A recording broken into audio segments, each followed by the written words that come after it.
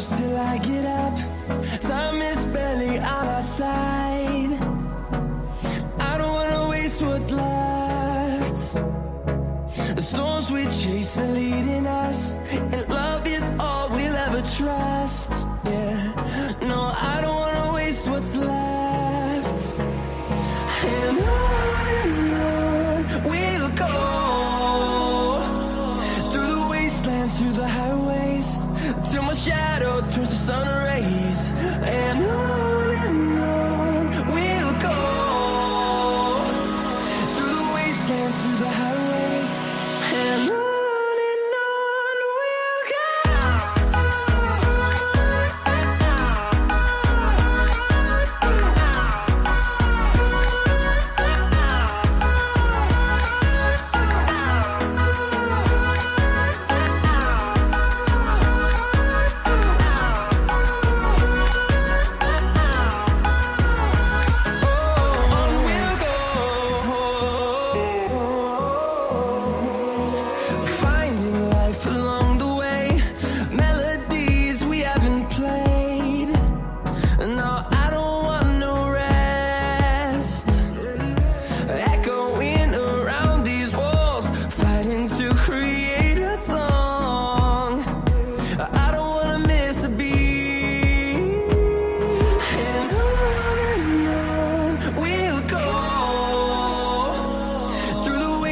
Through the highways, till my shadow turns to sun rays. And on we'll go, through the wastelands, through the highways, and on we'll go.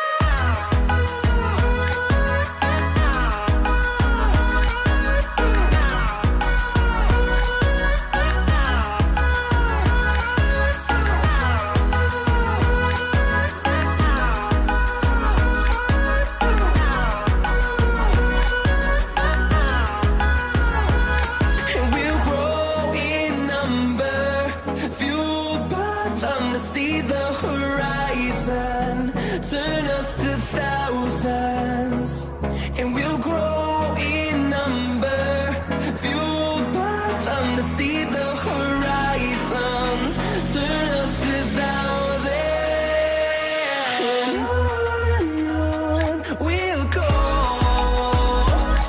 through the wastelands, through the highways, till my shadow turns to sun rays, and on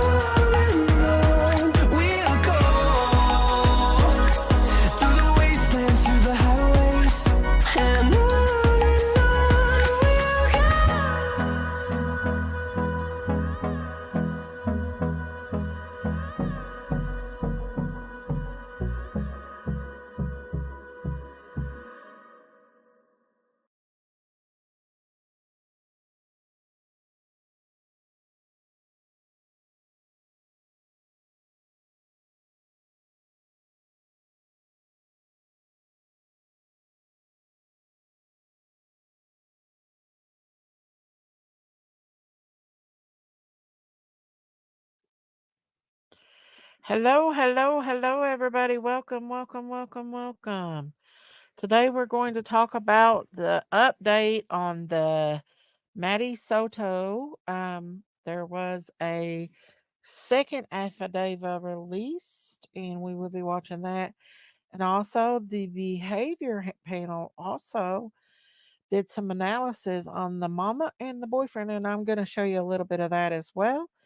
I want to say hello to Michelle Tucker, Jenny Moore. Now, Jenny Moore is our Kensington, USA live stream person. So if you have not subscribed to USA Live in Kensington, please go over there and subscribe. If one of my mods could put out a link to that channel in the description, please go over there and give her some support. She runs the USA Live in Kensington, Pennsylvania, and also runs other things to help find people that's missing in Kensington. And that would be appreciated. Welcome, Jenny. I'm glad to see you in here. Hello, Zigzag. Let's see who else we got. Michelle Tucker. Yay. I want heart to touch. Yorkshire. Hello, dear. My innocence till proven guilty. None your business.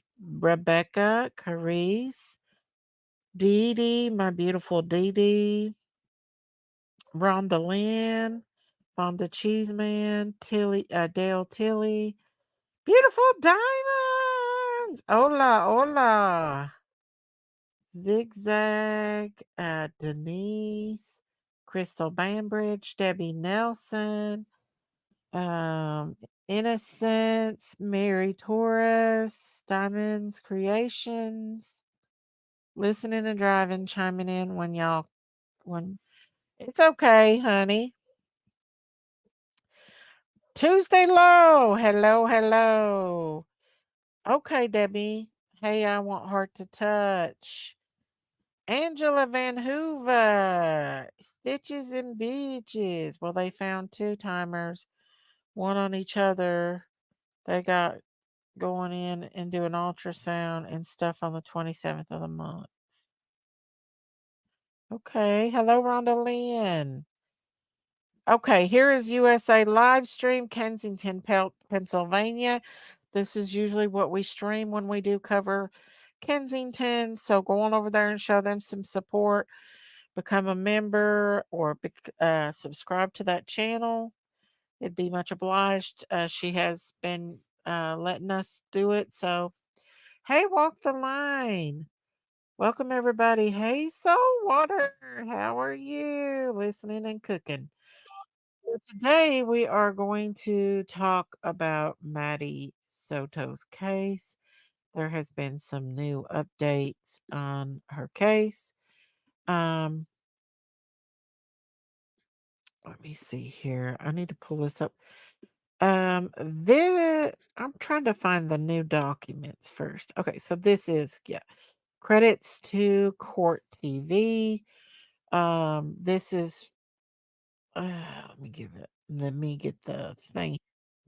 We're gonna go over the first initial. Let's do credit to Court TV. Hang on, y'all. Um, well, darn it. Let's see. Credit to Court TV. And we're gonna go over this. Yeah, I'm trying not to get out of breath, but I'm getting a little bit out of breath tonight. I don't know why. I don't know why I'm getting so out of breath. Might be the way I'm laying or something.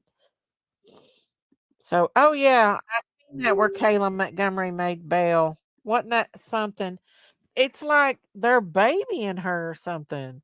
Like I thought for sure they would let her out, but nope. Thank you. None of your business said I don't know if to scream or throw up with all these poor kiddos. Oh yeah. And I do want to do a little update, even though I haven't covered Sebastian. Sebastian is, let me pull that up. Hang on just a second. I don't think Christine knows I'm live right now.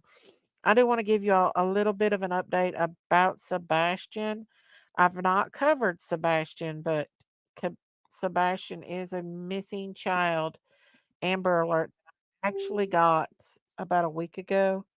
And so let me pull it up. There has been some suspicion with his parents. He's not been found yet. He's from Tennessee, but they're suspecting that he is in Kentucky. Tennessee Amber Alert police search Kentucky landfill for missing teen with autism. His name is Sebastian. He's Sebastian Rogers.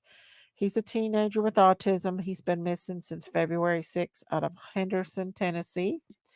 I have not been able to cover him a whole lot, but there is some updates on him. Yes, this is USA Live Kensington drug Xylazine. Here's all the stuff you need to know about uh, USA live stream. And if you don't care to go over there and give them some support and show them some love, be much obliged. So this little boy is missing out of Kensington.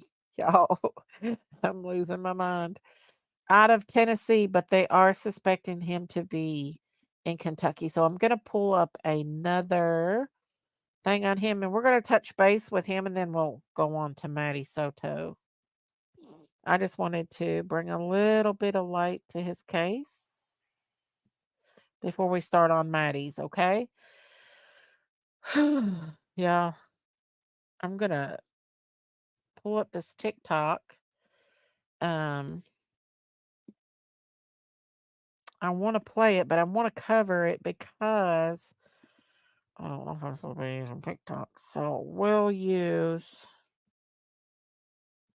Christine's thing, and I want y'all to listen about Sebastian. I want y'all to listen to this about Sebastian. Hang on. Hang on, y'all. Let me bring up this thing here. And this is just the audio from it. Okay. Here we go. Rogers in the Kentucky landfill. If you are interested in the astrological perspective, stay tuned. If not, move on.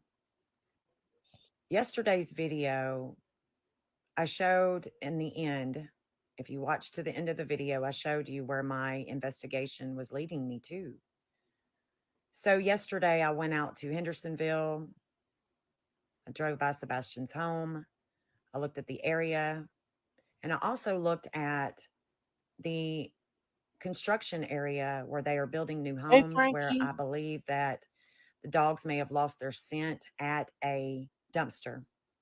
So I had to go out there to make sure that the dumpster was aligning with my line. Let me show that to you. What I found out yesterday is that this area over here, new houses are about to be constructed there.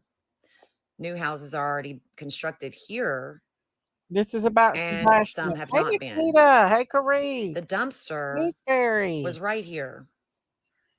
There were two dumpsters on Doversley Court.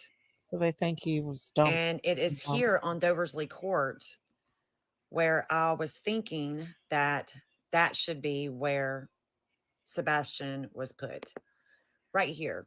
Because his natal is matching me times 2.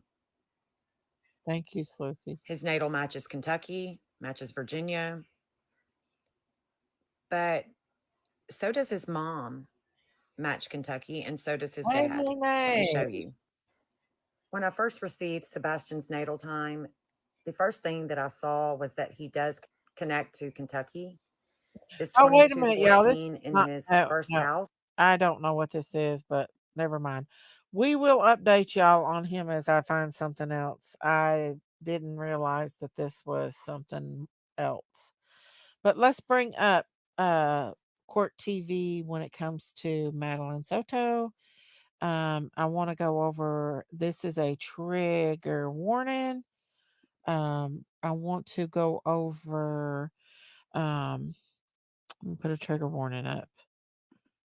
Her second affidavit that came out. This is credit to Court TV. And yeah, here we go. Of that little girl. What's the connection between him and this little girl? That's his girlfriend's daughter. Apparently, he calls her his stepdaughter. We've got bigger news tonight.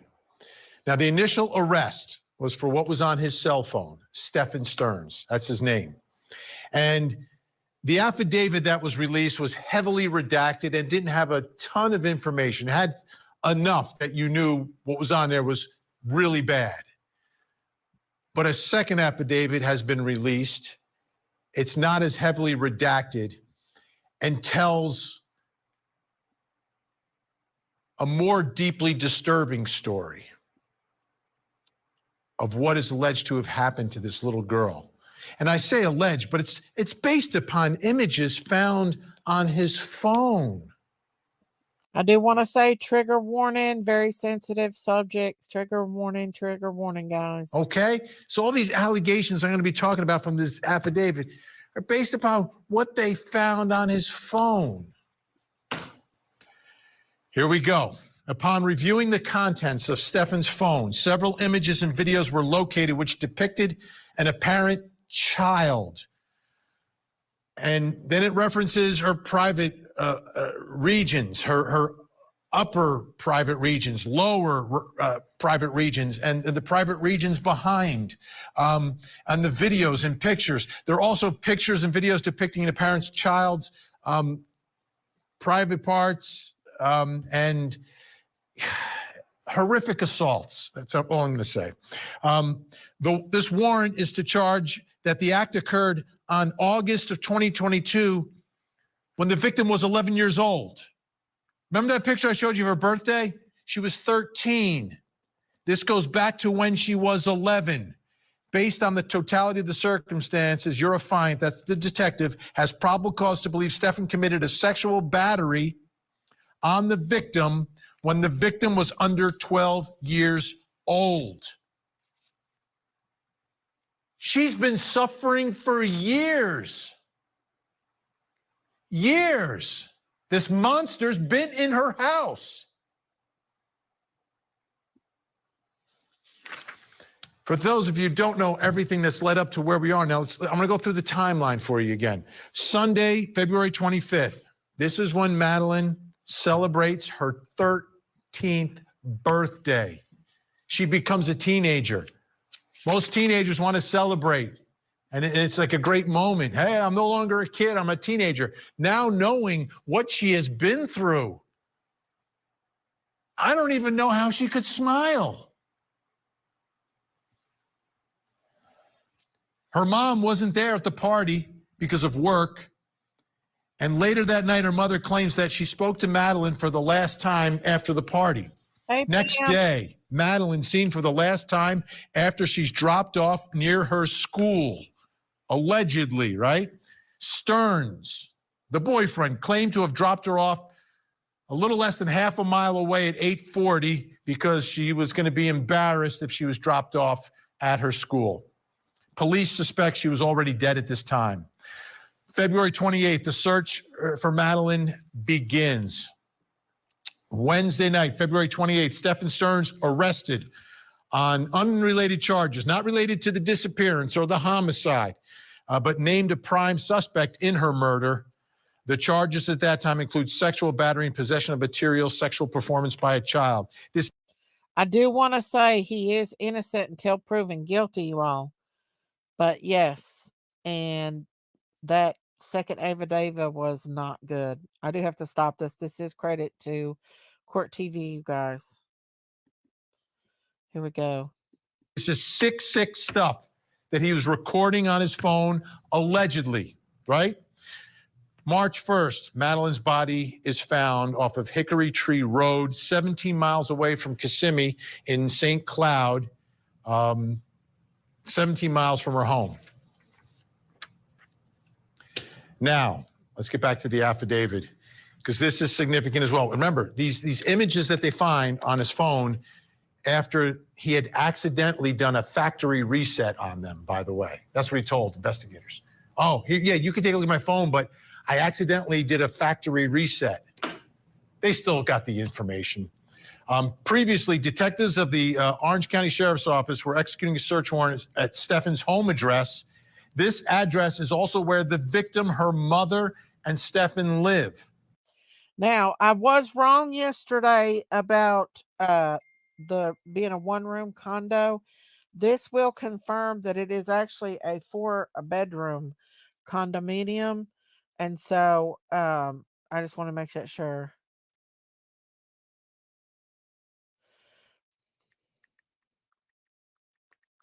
Hang on, y'all. Okay, sorry about that, y'all. Okay, so you can read this further. For your affidavit was reviewing the images from August 2022 incident. Your affiliates observed the characteristics of the room where the incident occurred. Previous detectives of the Orange County Sheriff's Office was executing a search warrant in Stefan's home address. This address is also where the victim, her mother, and Stefan left. So that confirms that it was probably Maddie. Took images off the layout of the residence based upon review of the images from the pictures in the images of August 22 incident matches one of the rooms in the residence. Wow, y'all, this is horrible. They took images of the layout of the residence, okay? So there's pictures of the house. Based upon a review of the images from OCSO, execution of the search warrant at the residence, the room pictured in the images from August of 2022, these assaults on an 11-year-old girl, matched the rooms in that residence. So now we know the scene of the alleged sex crimes, which were on his phone, allegedly. It's the house. What about that house? What kind of house is it?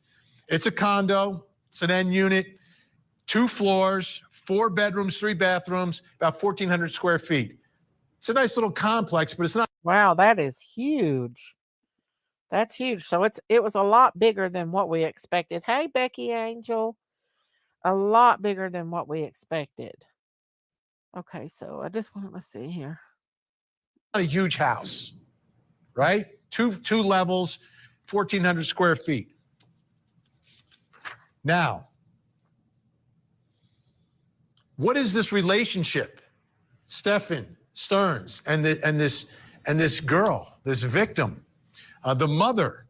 Okay, this is in the affidavit of the officer. The mother advised her daughter's stepfather, Stephen Stearns, picked her up from home and dropped her off at Hunters Creek Middle School. So that's what when this is still a missing persons case, that's what she says, that it's the stepfather. But they're not married. They've been together, I think, for years at this point, because we know the alleged abuse goes back years. But the mother refers to him as the stepfather. I wonder if she called him dad. Did she call him dad? Is this a cover? Is this trying to make it look like, oh, we're a normal family, nothing to see here? Or is that legitimately the way this family was functioning and operating? Now, in her interview with WFTV Orlando, the mom, Jen Soto, was asked about the last time she spoke to Madeline. Pay close attention to how she refers to Stephen Stearns. Okay, so that I'm done with that for right now. We're gonna take that down because I want to go over to the behavior panel and see what they have to say. Hey, Nora Woods. Hey, Becky. Exactly, Becky. Hey, Ramilla. Step parents have no biological connections. Right, but I mean, I can't sit there and say all step parents because I was a step parent. I am still a step parent, and I loved my all my stepchildren and my grandchildren. So I'm going to go over to the behavior panel now because they analyzed it. And I want to show you some of that. I'm only going to show you just a little bit of that because I don't really want to know.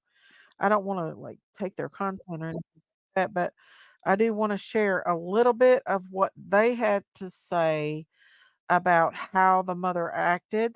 And last night we were really curious about that. You know what I'm saying? So let's go over to that behavior panel. I just got to put the link out here and give them some credit because I don't want to play it all. I just want to play some of it. And there's the credit to the behavior panel. So I'm going to bring that up. And thank you, Sleuth Fairy. And this is it right here. Blah, blah, blah, blah.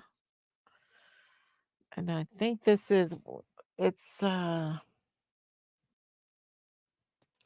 I think this is actually it right here. And I'll try to bring y'all some more of the updates on the, these commercials are super long. So hang on just a second. I want to get into the part where they analyze the mother. I think it's important. Okay, they're analyzing him right now. So let's see. Here is the mother. Let's see. I can't breathe. All I keep thinking about is, where is she? Is she safe? Is she okay? but we're all a wreck. My entire family's a mess. We're just so worried. When did you first realize, or when did you file a missing report? We filed a missing report. We called the police at like 4:45. Hey, Frank, I missed you. Yesterday, Hello? 4:45 p.m. But she actually went missing early that morning, around between 8:45 and 9 o'clock in the morning. She went missing. We had dropped her off close to the school. Miss B, I love you. She wanted to walk the rest of the way. I love you, Miss B. Sorry. I love you. Hey, girl.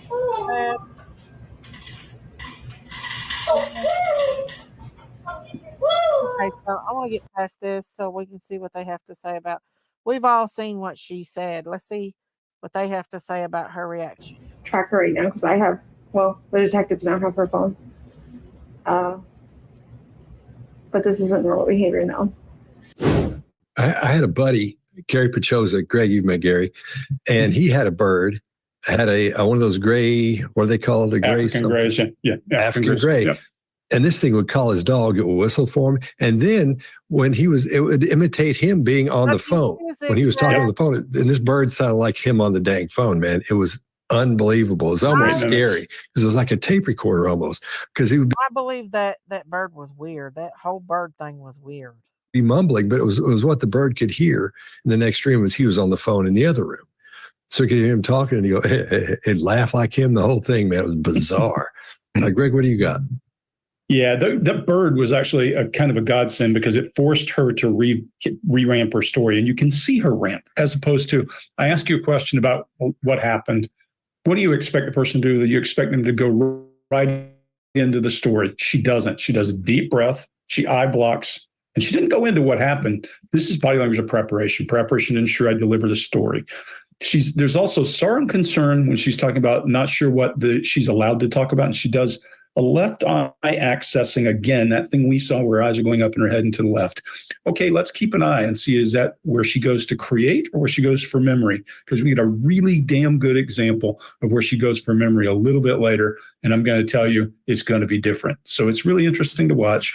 That bounce is going pretty good now. And she's mouth grooming. We always say, as you stress and the inside of your mouth gets drier and drier, we'll groom inside of our mouths to pull away mucus and that kind of thing. And the other thing is the adrenal cycle. Once you start dumping all these chemicals into your system from fight or flight, your body needs air to burn those. And you can see it ramping up. Her mouth is open. There's really, really a lot of oddity here. She does one shoulder shrug and she does a lip compression when she says something about she never made it. This is, look, we always talk about what kind of a person how you talk to a person in interview or interrogation. If I were talking to this person in interview or interrogation, you get very soft. You need to be very soft with this person, reach out, touch her, talk to her and say, help us help you. Let me know what you know and what you don't know. You get more information doing that than you do by asking really hard questions when someone's missing a kid. There's a couple of times in here, and there's a very narrow band of time in here that she looks very believable and right where she should be. She's got real helplessness.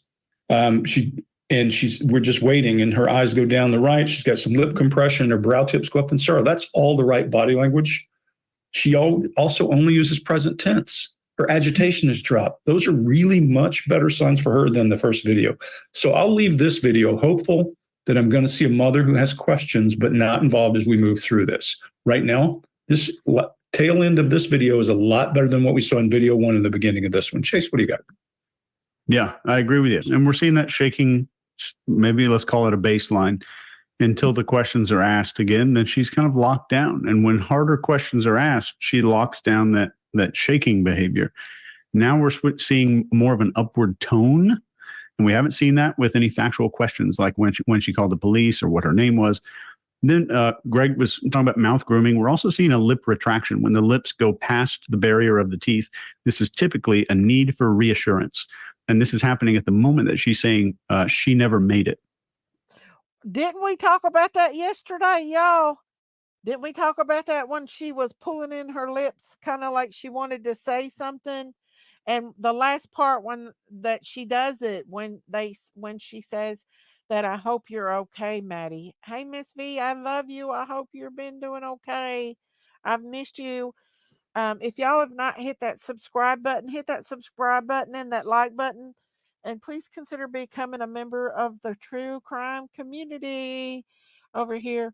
But yeah, remember we talked about her pulling that lip in. And as you see her interview, just notice how many times she'll put her lips in. Like she wants to say something, but then she don't say nothing. So here we go. And right at this moment when they're saying, waiting to hear anything else from the school, she's saying that there's a hard single shoulder shrug, prolonged eyebrow raise, kind of seeking approval, or do you believe me? Like Greg said in the first video, more lip retraction. And one thing that's happening here is that there's a parent sharing all of the reasons her daughter cannot be found. And this, I think, is highly unusual. And it presents a huge hurdle for me to think that she's wanting to inspire people or help or inspire hope, that there's a way that this can be done. When somebody introduces complexities and challenges like this, I've never seen someone do it who's purely innocent. She's going through all the lists. She left her phone at home. She's got ADHD. The cameras aren't good enough to see anything. There's no way to track her. And still, we're not seeing a mention of Madeline's name at all. And one question the reporter asks is this normal behavior? And this behavior we're seeing here is not normal at all in the mother here. Granted, there's some unusual stuff. So we'll take a look at a few more clips after this one here. Mark, what do you got? Wow, I agree. It's not normal behavior. She's not acting. She's not pleading for her daughter. She's making all the excuses of why they haven't found her. That makes perfect sense. You know what I mean? She's got to have seen how depressed and withdrawn her child was. I always knew when my daughter's mood changed and questioned it. Right. And he'd been doing this for 2 years. You know, there had to be some kind of evidence. There had to be. Yeah, so I'm the same with you. That blame that she's putting on Madeline around ADHD and forgetfulness is an odd maneuver in this particular situation. I don't like the look of that. Not that I'm against blaming people for stuff. It's just not right for this situation where you're wanting the kid to be found, or you should be wanting the kid to be found. Just as you say, Chase, you want to be eliminating those things and having more possibility of that person being found, not putting barriers in the way. You're exactly right. Again, we have it. We dropped her off. Second time, we dropped her off. Okay, very clear around that. We dropped her off. Okay, good. You said it twice. Now we know. Now we know you both dropped her off. To your point, Greg, yeah, she's breathing, and we get some of these bigger intakes, but I'm not getting the rapid breath of something like panic or concern. And she said earlier that the feeling she had was of I can't breathe. And yet we've got her breathing. She's not having to catch up with that breathing. It's not the panic. So her breathing doesn't match what she's told us is the feeling that she has right now, which I would suggest she's saying, oh, I can't breathe. That's a sense of panic. And I'm not seeing panicked breathing at this point. So that's of interest to me. So second video in, I'm possibly more concerned even than I was in the first place. Scott, what do you think? But the fact that they're not mentioning that she's pale as a ghost and she looks like she's going to pass out, to me, her lips are very pale. She acts like she's absolutely terrified of something. And they're going to show that here in a minute, y'all. I just wanted to go over a little bit. Here we go. All right. When he brings up the detectives again, that's when her legs start shaking. Or I think it's the first time he brings it up, her legs start shaking again, and we see her doing that whole bobbing around thing that's happening. And again, this still doesn't sound like a mother who's stressed that her child is missing and could possibly still be alive, and she's worried about what's going on with her. None of that at all. Then more stress mouth with that question as well, or what I call stress mouth. That's just disappearing lips when your lips disappear literally. And I think Chase made a great point because they go back into her, up under her teeth there. So she's so stressed at this point. Her voice is calm and normal. It doesn't really change much. It stays almost, there are a couple of cases here in a few minutes where we get to fading facts, which we'll talk about in a minute. But in this situation, her voice stays the same. Her cadence stays the same. The volume stays the same. When you're talking about something this horrific, and as you talk about it, you're re-realizing the horror of what may have happened. You don't talk normally. You get all worked up. We've seen it 1,000 times on here, when they're being honest, because she doesn't do anything. She doesn't change much at all. This sounds to me like it's rehearsed, and it sounds like she's planned this with her boyfriend, which we're going to see a couple of videos of him in a few minutes. This sounds like she's ready for this. That's why she keeps saying we dropped him off. So that brings a whole other situation into this as well. And knowing now that we know now that they've found her, Madeline, and she was, obviously she wasn't alive anymore. So there's a lot going on with this, but I think this sounds to me, it sounds like something she was prepared for. When you're talking to somebody in interrogation, you want to make sure one person's story is different than the other person's story. Same story, but you got to make sure they word it differently and things are said differently. So let's pay attention to that when this guy shows up. Yeah, and hang on, y'all. Hang on. And we're going to see that because they also go, hey, Can, I'm sorry I didn't answer. That's why I told you I was on the live stream. You're going to see this here when they go back over this, is she does say me. She says me in this thing. And, I don't want to blame this mother because we don't know if she knowed that her boyfriend was doing this.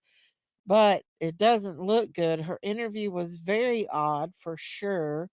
Hey, Marita. And so I'm just really curious. And we'll go over one more with this because I don't want to play the whole thing. And then we'll switch over. Oh, you're driving home? Oh, yeah, you worked today, didn't you, Candace? But then we'll go over the man because they do evaluate the man too. So we'll watch a little bit more of this and then we'll go over the man. They go over the man in this. Now, the phone being left at the house, she wouldn't have started with, well, she has ADHD and she's really forgetful, so she left her phone at the house when she left.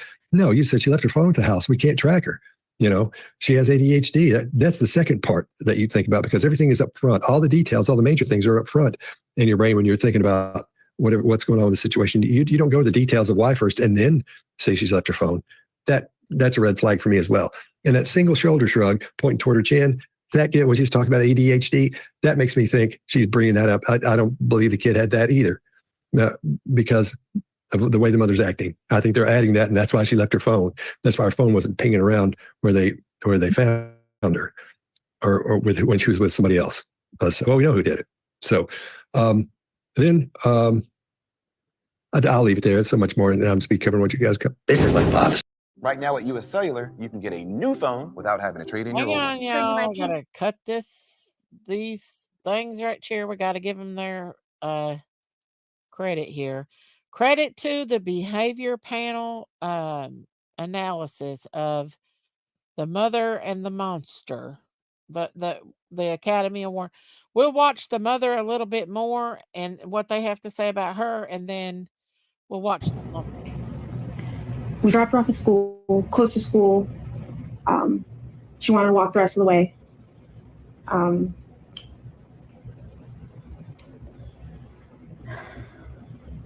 not sure what I'm allowed to share. You share whatever you feel comfortable sharing. I know you had conversations with detectives. Not sure what that conversation is, but whatever you feel comfortable sharing, that we'll put the awareness out there. Yeah, she was spotted walking by the church, by the middle school on the cameras. They saw her hang out in the parking lot for a little bit and then get up and leave. They didn't see a vehicle or anything else. They just saw her walk away around 9 a.m. heading towards the school, but she never made it. What has the school said? Have you been in contact with the school? Yes, that they're doing everything they can. They've given me all their resources. The principal's called me. Like I said, watch when she grabs her lips, y'all. Watch when she grabs her lips. They've looked at their cameras. I don't think they've caught anything on the cameras that's too far away from the sidewalk. Everything is too grainy, so they can't see specific faces. But they've looked. I'm just waiting to hear anything else from them. Is this normal behavior? Not at all. Does not show up or call or text or anything? Not at all, no. She, from time to time, she will leave her cell phone at home accidentally, and that's actually what happened yesterday. She left her phone at home. She went to school. But that happens from time to time. She's got ADHD, her memory. She's very forgetful. So yeah, there's no way to track her right now because the detectives don't have her phone. But this isn't normal behavior now. What was the last thing, I guess, the conversation that you two had, you and your daughter? We spoke about her birthday party. She had a birthday party on Sunday. She had a great time. I couldn't make it because I was working, but she had an amazing time. She was so happy with all her gifts. I told her good night, and yeah, that was it. I wasn't the one who took her to school in the morning. That was my partner. Yeah. 13. She's 13 years old. Yes. 13. Madeline. Madeline. What are you thinking right now? If you notice, guys, remember she keeps grabbing her mouth and like she's holding back. Now watch when she says, "I hope you're okay," about Madeline.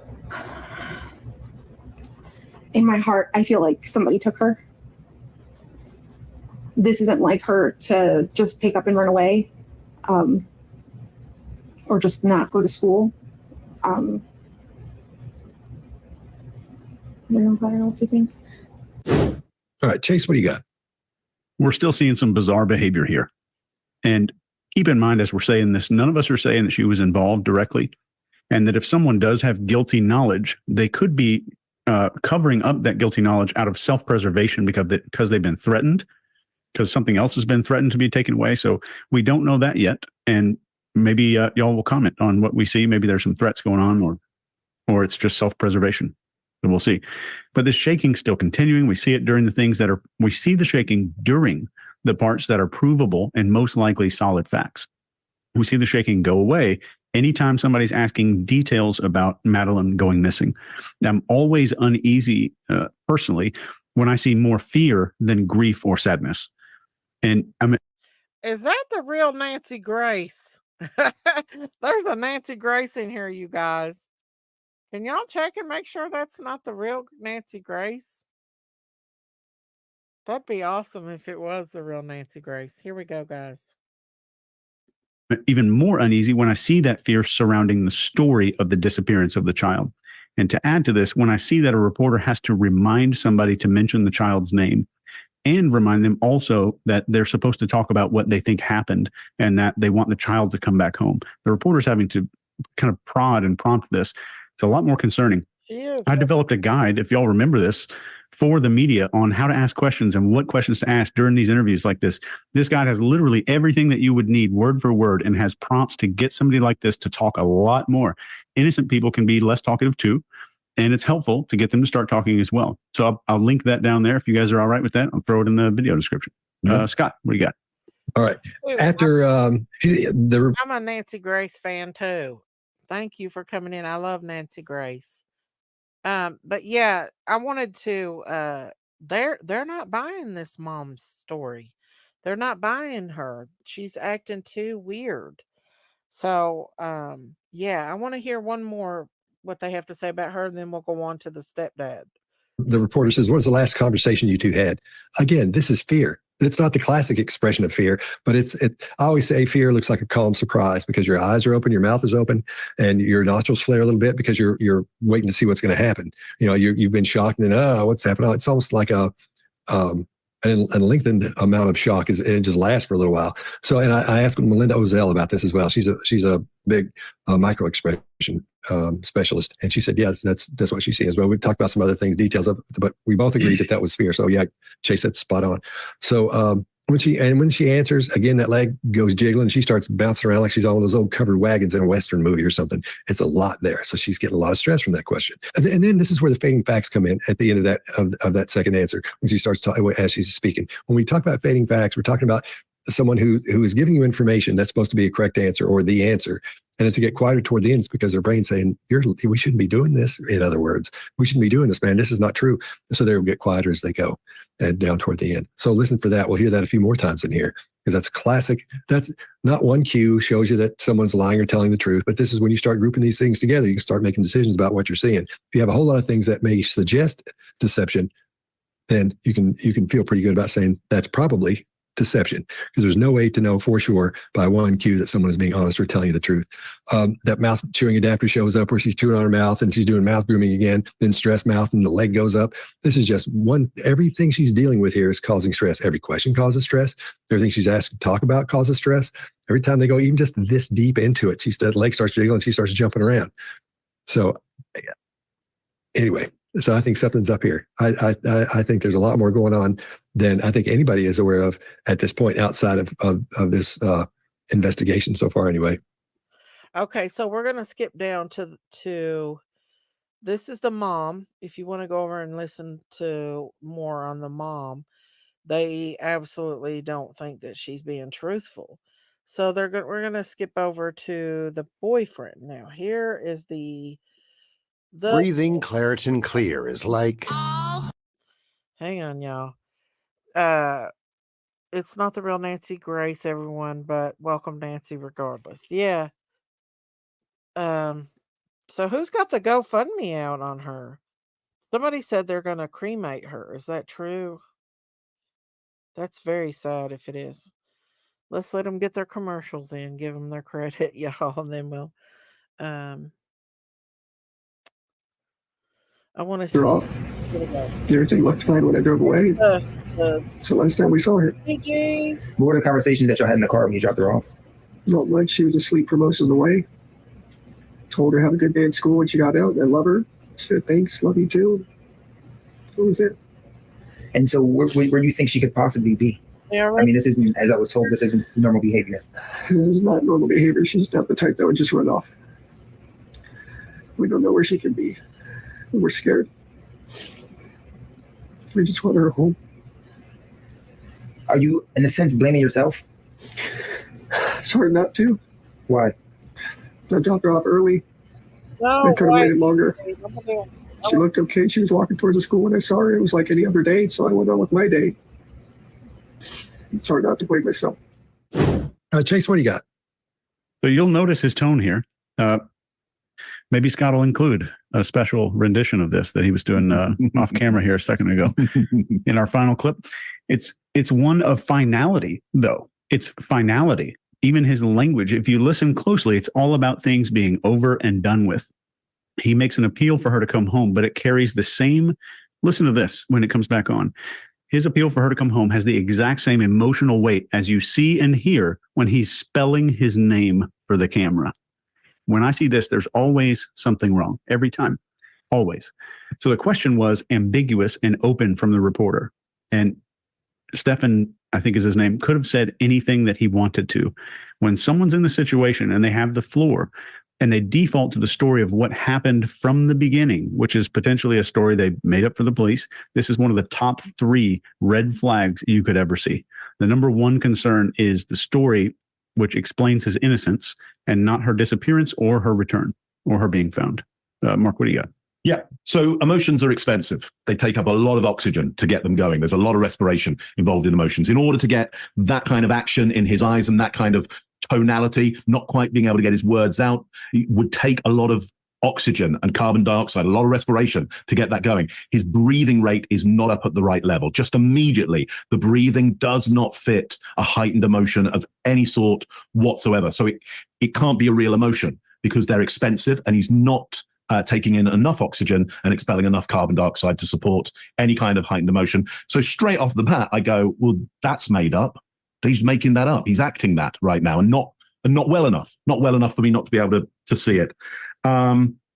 She was asleep most of the way, he says.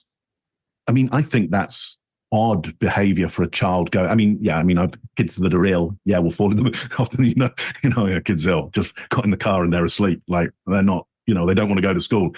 They're making out that they're ill or they're ill. And that's why they're asleep. Or maybe the journey's a 3-hour journey, and they get up at 4 o'clock in the morning in order to make it that's a possibility. But from the description, it seemed to be a short journey. It just struck me as odd.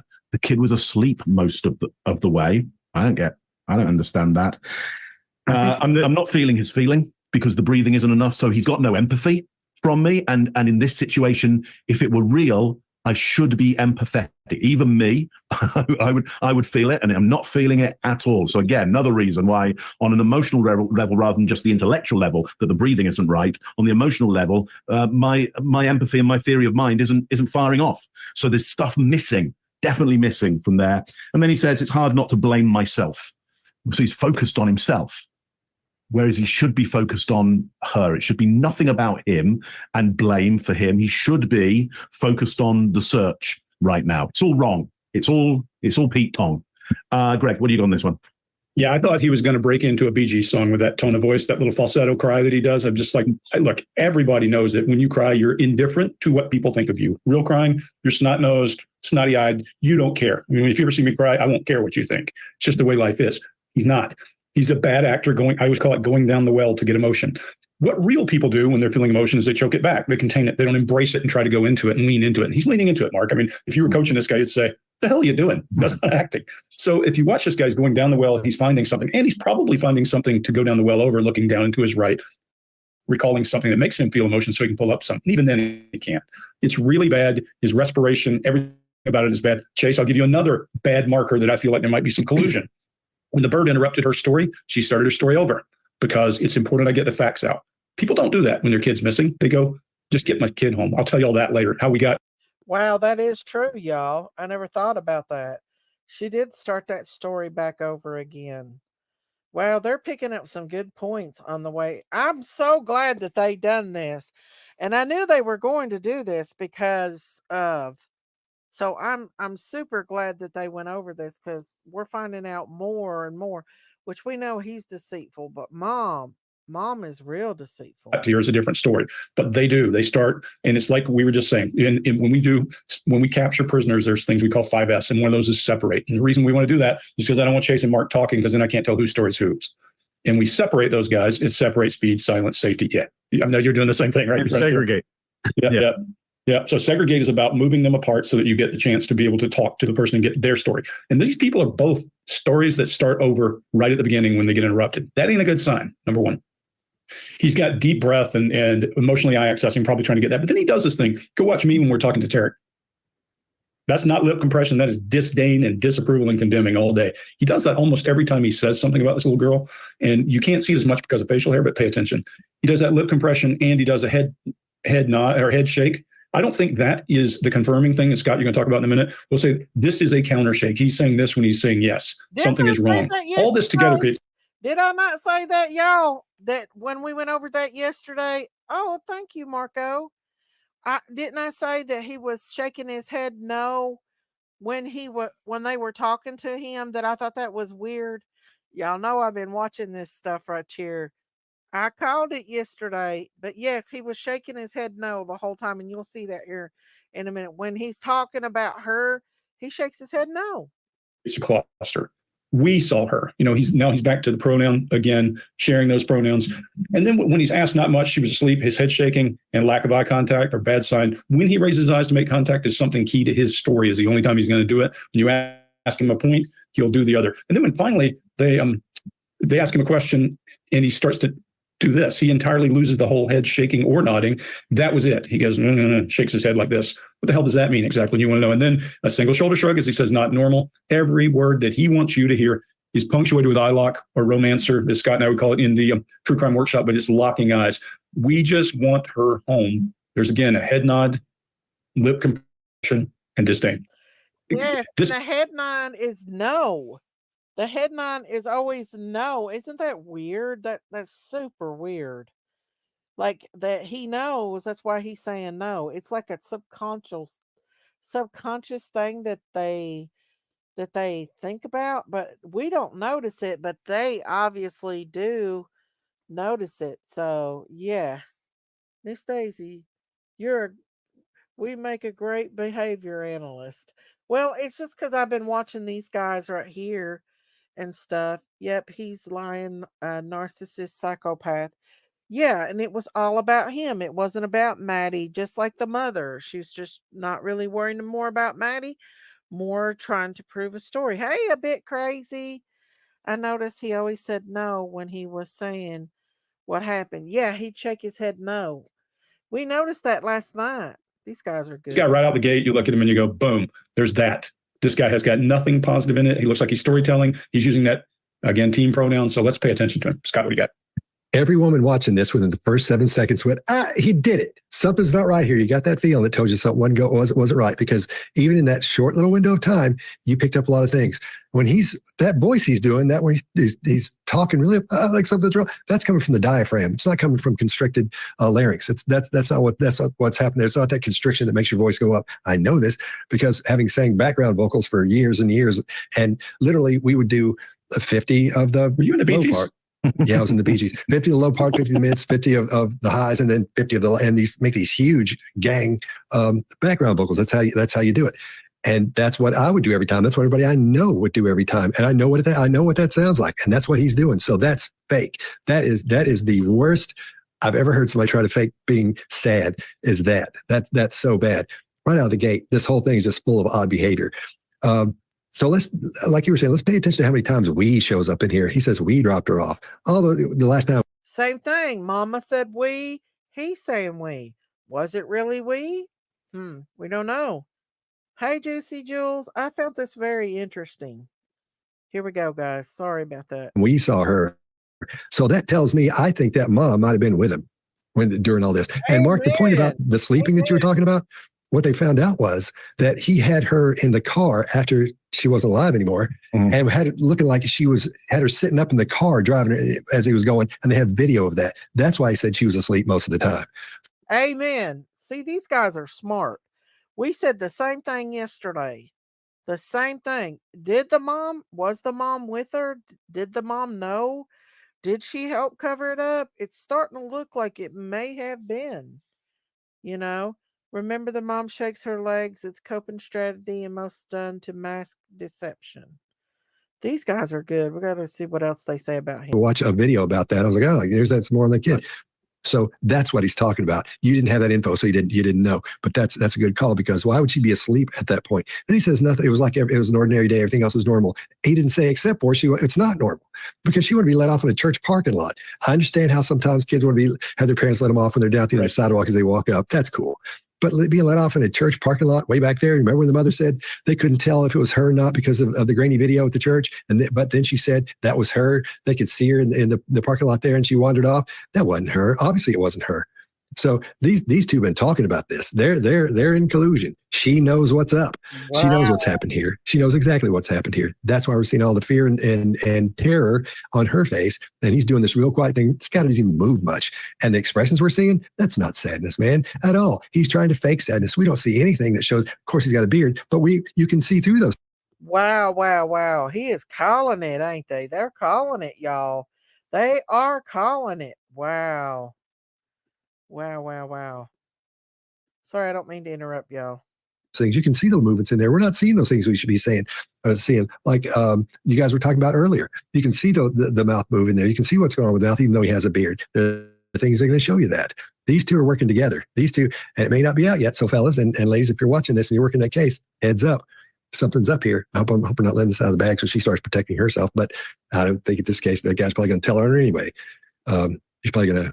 I would say. Well, the court TV and stuff's already did a thing about that they think she should lawyer up and not do any more interviews. But whether or not she does or not, I don't know. But they don't need to be telling her that, though. She don't need to lawyer up. I mean, if she was a part of this, if she had something to do with her daughter's unaliving because of this monster right here, then she needs to go to jail too, just like Kayla Montgomery. Of course, they're going to let her out. So something's up here. I think they're colluding. I really do. Of course, this is just my opinion. It may not be true. And he has to say that. Okay, so let's go back to this. Hey, it's the last time we saw her. What were the conversations that you had in the car when you dropped her off? Not much. She was asleep for most of the way.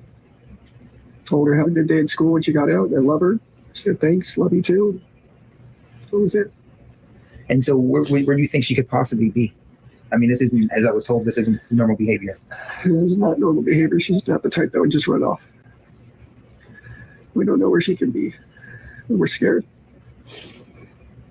We just want her home.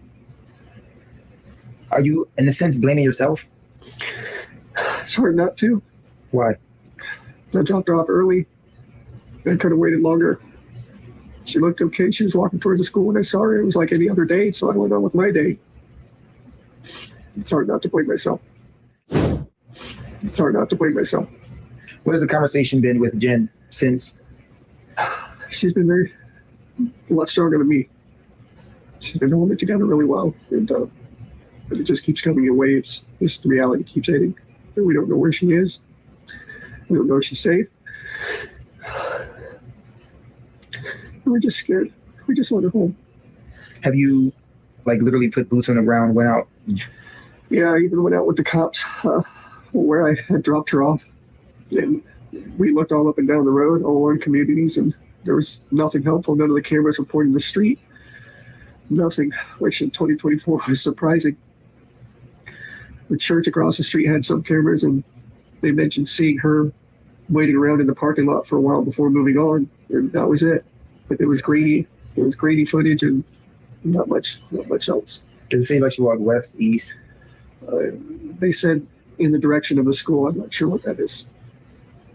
What was the language? Not language verbally, language, body language. When you dropped her off, did she seem happy? Was she like, I'm going to meet my friends? Happy. She had a happy weekend. She just turned 13. She had her 13th birthday party. She was happy that we were all together here. She was just very happy. She was a happy kid. She's very sweet. She's a very sweet girl. She brings a lot of joy to us, and we just not knowing. So the unknown is killing you. Yeah, it's like our whole world is upside down. And not feeling her presence here is, sorry, it's hard. I know you're fine. You don't need to apologize.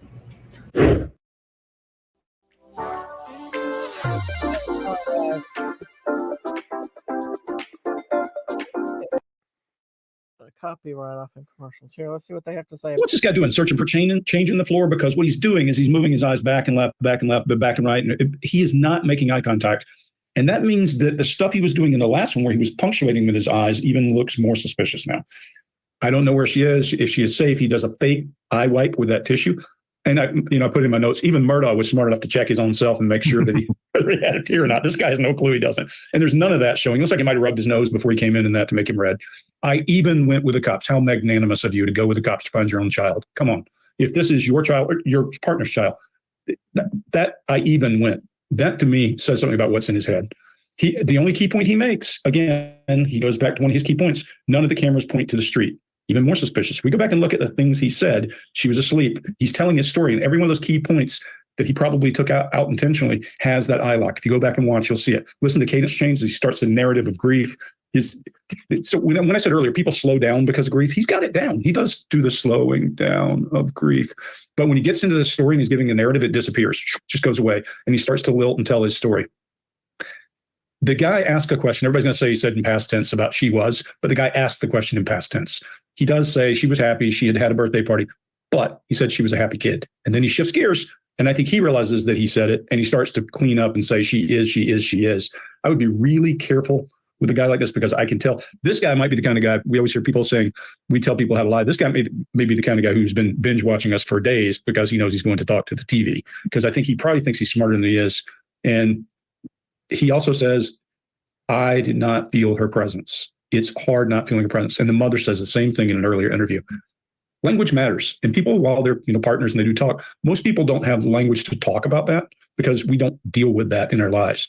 If you've lost somebody very close to you, you may use that language. But if you haven't, who walks around using those words? Most people don't. So this guy, look, we all know now he's been arrested for, and there was evidence against. And if you want to know about that evidence, go look it up. But there's plenty here to make you really want to dig further and ask a bunch more questions. Mark, what do you got? Yeah, I agree. Rather than saying, look, we miss her, we want her home, get her home, not feeling her presence here, that idea is usually reserved for the dead.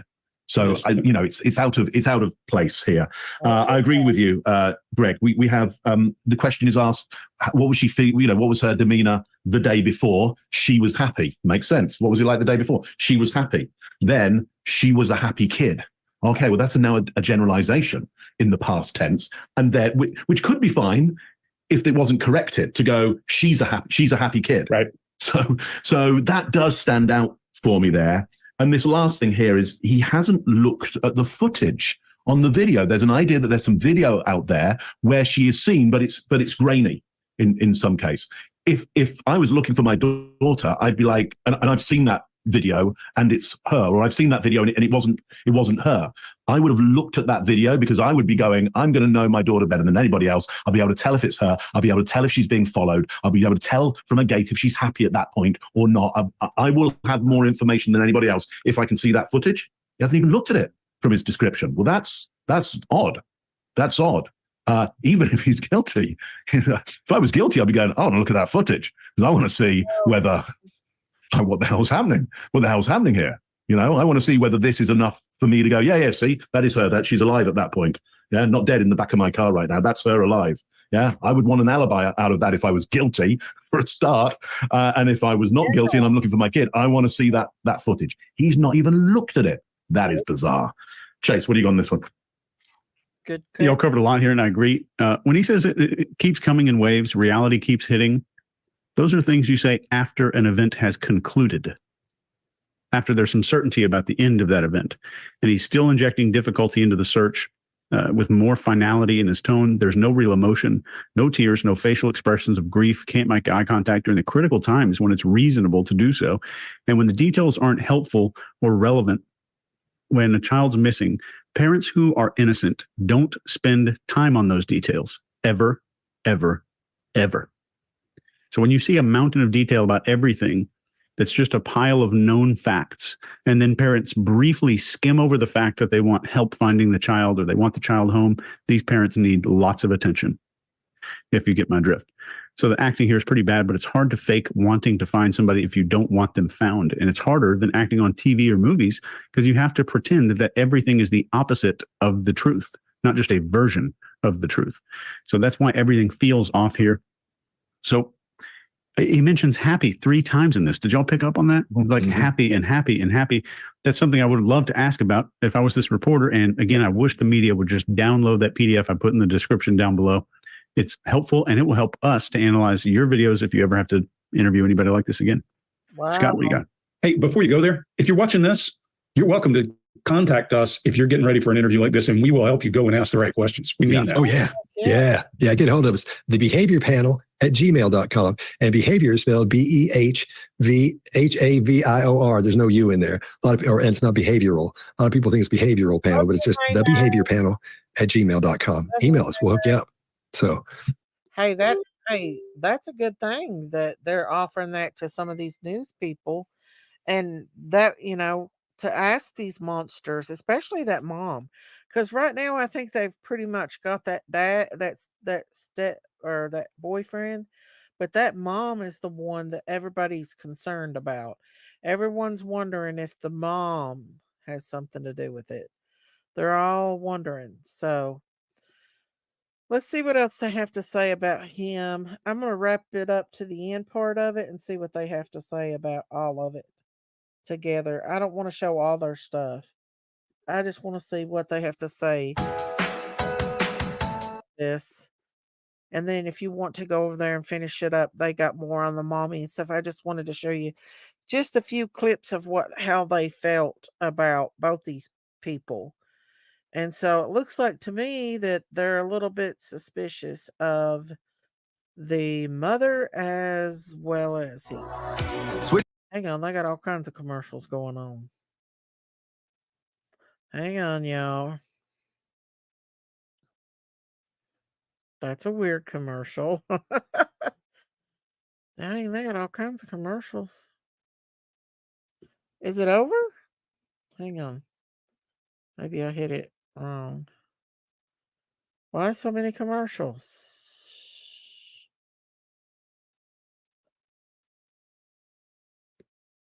Okay, here they are. Sorry, guys. We've seen so far. And with all the videos we've looked at, all the things we've talked about. Thank you. Let's talk about what we actually think is going on. Mark, what do you got? Yeah, for me, the guy straight out of the gate, trouble. Absolutely. No question in my mind about it. Within 4 seconds, I was going, there's your issue. The female here, I am concerned about. She knows something at this point. She suspects something, or she has, or she's involved in some way. I don't know which one. I'd be speculating if I did, but she's not giving us everything there. Probably time will tell what the situation actually is. Chase. Yeah, things just aren't adding up. I'm not sure the mother was arrested or not. I don't know, but it looks very unusual. And I've personally, outside the behavior panel, and all of us have, I've analyzed several hundred of videos like this.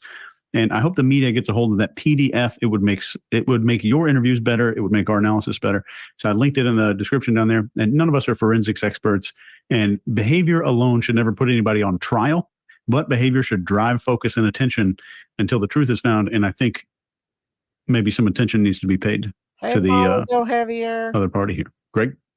People don't accidentally say things. People say things because their brain is functioning in a way. They're either guarding or they're forthcoming or they're doing whatever they do. When I see patterns of speech that are identical in two people, yeah, they're a couple. But this incident occurred days and hours, maybe hours, days before this. So you've not had a lot of time to develop common language around the topic. When I hear language that's common, when I hear word patterns that shift and go back and start over at the beginning when they get interrupted in storytelling, when I hear words like, or stress around words like waiting and conclusion, I don't feel real good about that. So for me, while I can't say this woman knows anything, she certainly has a whole lot of indicators, red flags that would cause me to say, what does she know? Does she have a suspicion? And that's the reason for all of this kind of wonky body language? Or is it something much deeper? Because what we see here are two strategies. One is a grieving animated, not realizing that grief takes away your thinking brain and you're not protecting the self. And the other is this emotional, deep in a well person, both of which are about this person, not about the missing child. The missing child should be center of mind for anybody who is not worried about protecting self and image. Don't see it. I bet we see more out of this, and that's my opinion. Scott, what do you got? All right. Here's what I think is going on. And again, this is just an opinion, just what I think. Could be wrong. There you go, before I say this. So I think the key word here is we. They both said we. They both used we when they're talking about dropping her off at school. She had to define afterwards that he was her partner. He did it. My partner dropped her off. He was pretty much doing the same thing when he would say we. So there's that connective word, we. They're both saying that. She looks scared. She looks afraid. She shows every sign of fear and terror that she's going to be in trouble too, that she's holding something back. She's talking the same way he's talking. Their stories are very similar. They sound the same. Everything looks like they've colluded. Everything looks like they've been talking about what happened and discussing it. In my opinion, it's only my opinion, could be wrong. Don't take this for a fact, but I think they are together on this. I think she does know about this. I don't think she had anything to do with killing the child, but I think she knows about it. I think obviously knows about it, but I mean, I think she knows what happened. I think she knew what happened beforehand during this interview. I think she knew what happened. And trying to hide that. That's just what I think, but that's what I really do think. And if you're, and doing this investigation, fellas, ladies, heads up, talk to this one a little bit more. She knows a whole lot. You probably already know this, and you may be going, dang it, is that, why is he saying, I don't. All right, think it's another good one, fellas, and we'll see you next time. What do you got? All right, guys, there you go. That's not the whole thing. That's just part of it. I didn't want to show all their stuff, but they seem to think that she's involved. They seem to think that there's something going on with the mother. And I do too. And there's no possible way that she could not have suspected. For 2 years, this was going on in her house. I think he planned to unalive her after she turned 13 for lesser charges. Maybe. It was like it was almost planned at that time. Hey Candace, how are you? But yeah, it was like it was completely planned. Like, I don't know, like it was a celebration of her 13th. Does anybody know what 13 means? The age 13 and devil worship or something? Because we all know that they both worked at Disney. I'm just speculating. Now, I'm just going down that rabbit hole, y'all. You know, I do it sometimes. But they did both allegedly at one time work for Disney. How can any mother go along with someone doing what's been done to her daughter? I know. I know. I'm glad I popped in as well. I am too. Yeah, Kayla Montgomery, I seen that where she got parole. Boy, they let her out, didn't they? Hey, stay out of trouble or stay out of the rabbit hole. I'm trying to keep my head above it, but where they both work at Disney, 13 in a coven. What does that mean, Kilbister? Does anybody know what the age of 13 means? I don't know. Maybe it means nothing. Maybe it's just he wanted her. Maybe he got carried away. We don't know. They've not released the autopsy, but somebody is saying that they've already cremated her. Is that right? Does anybody know if that's true or not? Has she already been cremated? Um, I don't know. But it's sad for sure. It's a sad thing, that's going on, and that they've already cremated this little girl. For those of you who has not watched it, that's just now coming in, I'm going to play Court TV and all of the. I'm going to play you all the. I'm going to put a trigger warning up because we already played it once, but what the second affidavit had in it. And so 13 is a powerful number. We need Sailor Rose up here. She knows about all this stuff. 13 is a powerful number. So here is credit. Upon reviewing the contents of Stefan's phone, several images and videos were located which depicted an apparent child. And then it references her private regions, her upper private regions, lower private regions, and the private regions behind, and the videos and pictures. There are also pictures and videos depicting the parent's child's private parts and horrific assaults. That's all I'm going to say. Guys, this warrant is to charge that the act occurred on the real thing. He's not reading it. Is very, very, very sensitive. So that's why I'm covering it up with the picture, because we really just don't need that to be seen on here. But yeah, it's pretty bad. And you can go to Court TV and look at it. August of 2022, when the victim was 11 years old. Remember that picture I showed you of her birthday? She was 13. This goes back to when she was 11. Based on the totality of the circumstances, your affiant, that's the detective, has probable cause to believe Stefan committed a sexual battery on the victim when the victim was under 12 years old. She's been suffering for years. Years. This monster's been in her house. For those of you who don't know everything that's led up to where we are now, I'm going to go through the timeline for you again. Sunday, February 25th. This is when Madeline celebrates her 13th birthday. She becomes a teenager. Most teenagers want to celebrate, and it's like a great moment. Hey, I'm no longer a kid, I'm a teenager. Now knowing what she has been through, I don't even know how she could smile. Her mom wasn't there at the party because of work. And later that night, her mother claims that she spoke to Madeline for the last time after the party. Next day, Madeline seen for the last time after she's dropped off near her school, allegedly, right? Stearns, the boyfriend, claimed to have dropped her off a little less than half a mile away at 8:40 because she was going to be embarrassed if she was dropped off at her school. Police suspect she was already dead at this time. February 28th, the search for Madeline begins.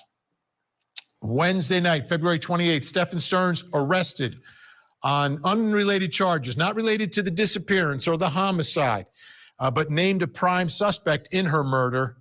The charges at that time include sexual battery and possession of material, sexual performance by a child. This is sick stuff that he was recording on his phone, allegedly, right?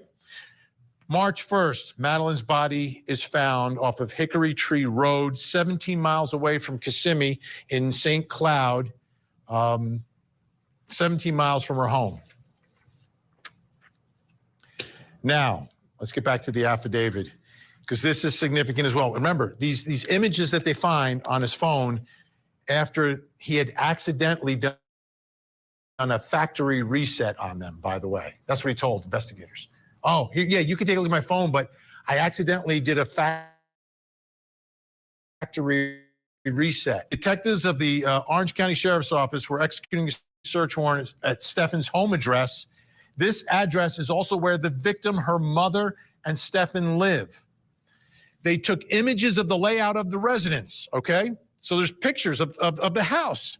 Based upon a review of the images from OCS execution of the search warrant at the residence, the room pictured in the images from August of 2022, these assaults on an 11-year-old girl, matched the rooms in that residence. So now we know the scene of the alleged sex crimes which were on his phone, allegedly. It's the house. What about that house? What kind of house is it? It's a condo. It's an end unit, 2 floors, 4 bedrooms, 3 bathrooms, about 1,400 square feet. It's a nice little complex, but it's not a huge house, right? Two levels, 1,400 square feet. Now, what is this relationship? Okay, so this has been going on, like he said, since she was 11 years old. And I don't want to go into details of what was found on the phone. It is on Court TV's thing. You can read it, but I don't want to read it. Her birthday was the 22 of her party was on the 25th. So it wasn't actually her birthday. It was just her party day, right?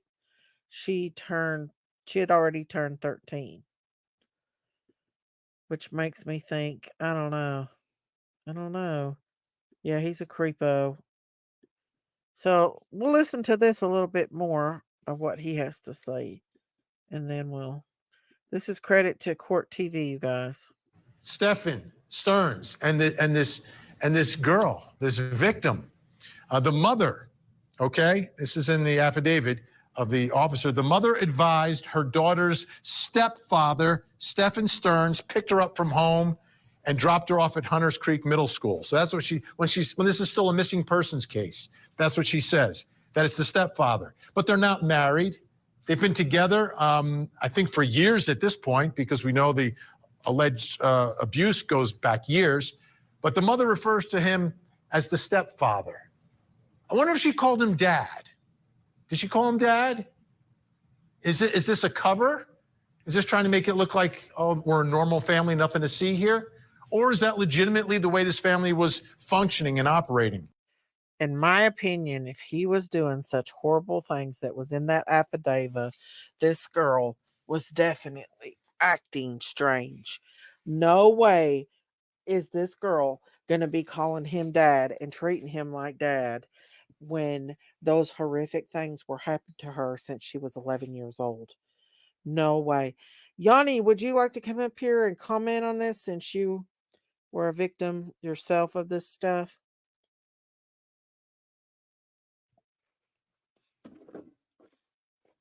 Let me put the link out for Yanni. If she wants to. If she don't, it's okay. Or anybody else that wants to come up and talk about this. But she was a beautiful girl. And I wonder who took these pictures. This was taken the day before she died. Probably just hours before she died. She was taking pictures in this. And I wonder who took these pictures. Did that monster take these pictures? You know? I want to hear from her friend. She had to be off-spoken to someone about this monster. I do too. I do too, but no friends have come forward. Yes, it is, Lee. That's the sad part. It is. It is. She wanted to go in the woods. She didn't want to stay there no more.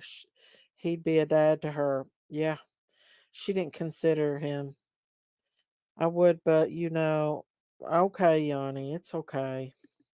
She did look happy, probably because her family was around. Her grandmother and her aunts and all them were probably there where he couldn't bother her. It's after they left what happened to her. Surely her grandma would have believed and protected her. We don't know. The grandma, we saw an interview of the grandma last night, and the grandma looks younger than the mom.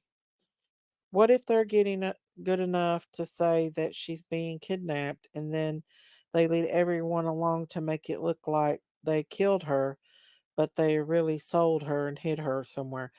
And that's where the rabbit hole goes. The Disney rabbit hole, Melanie.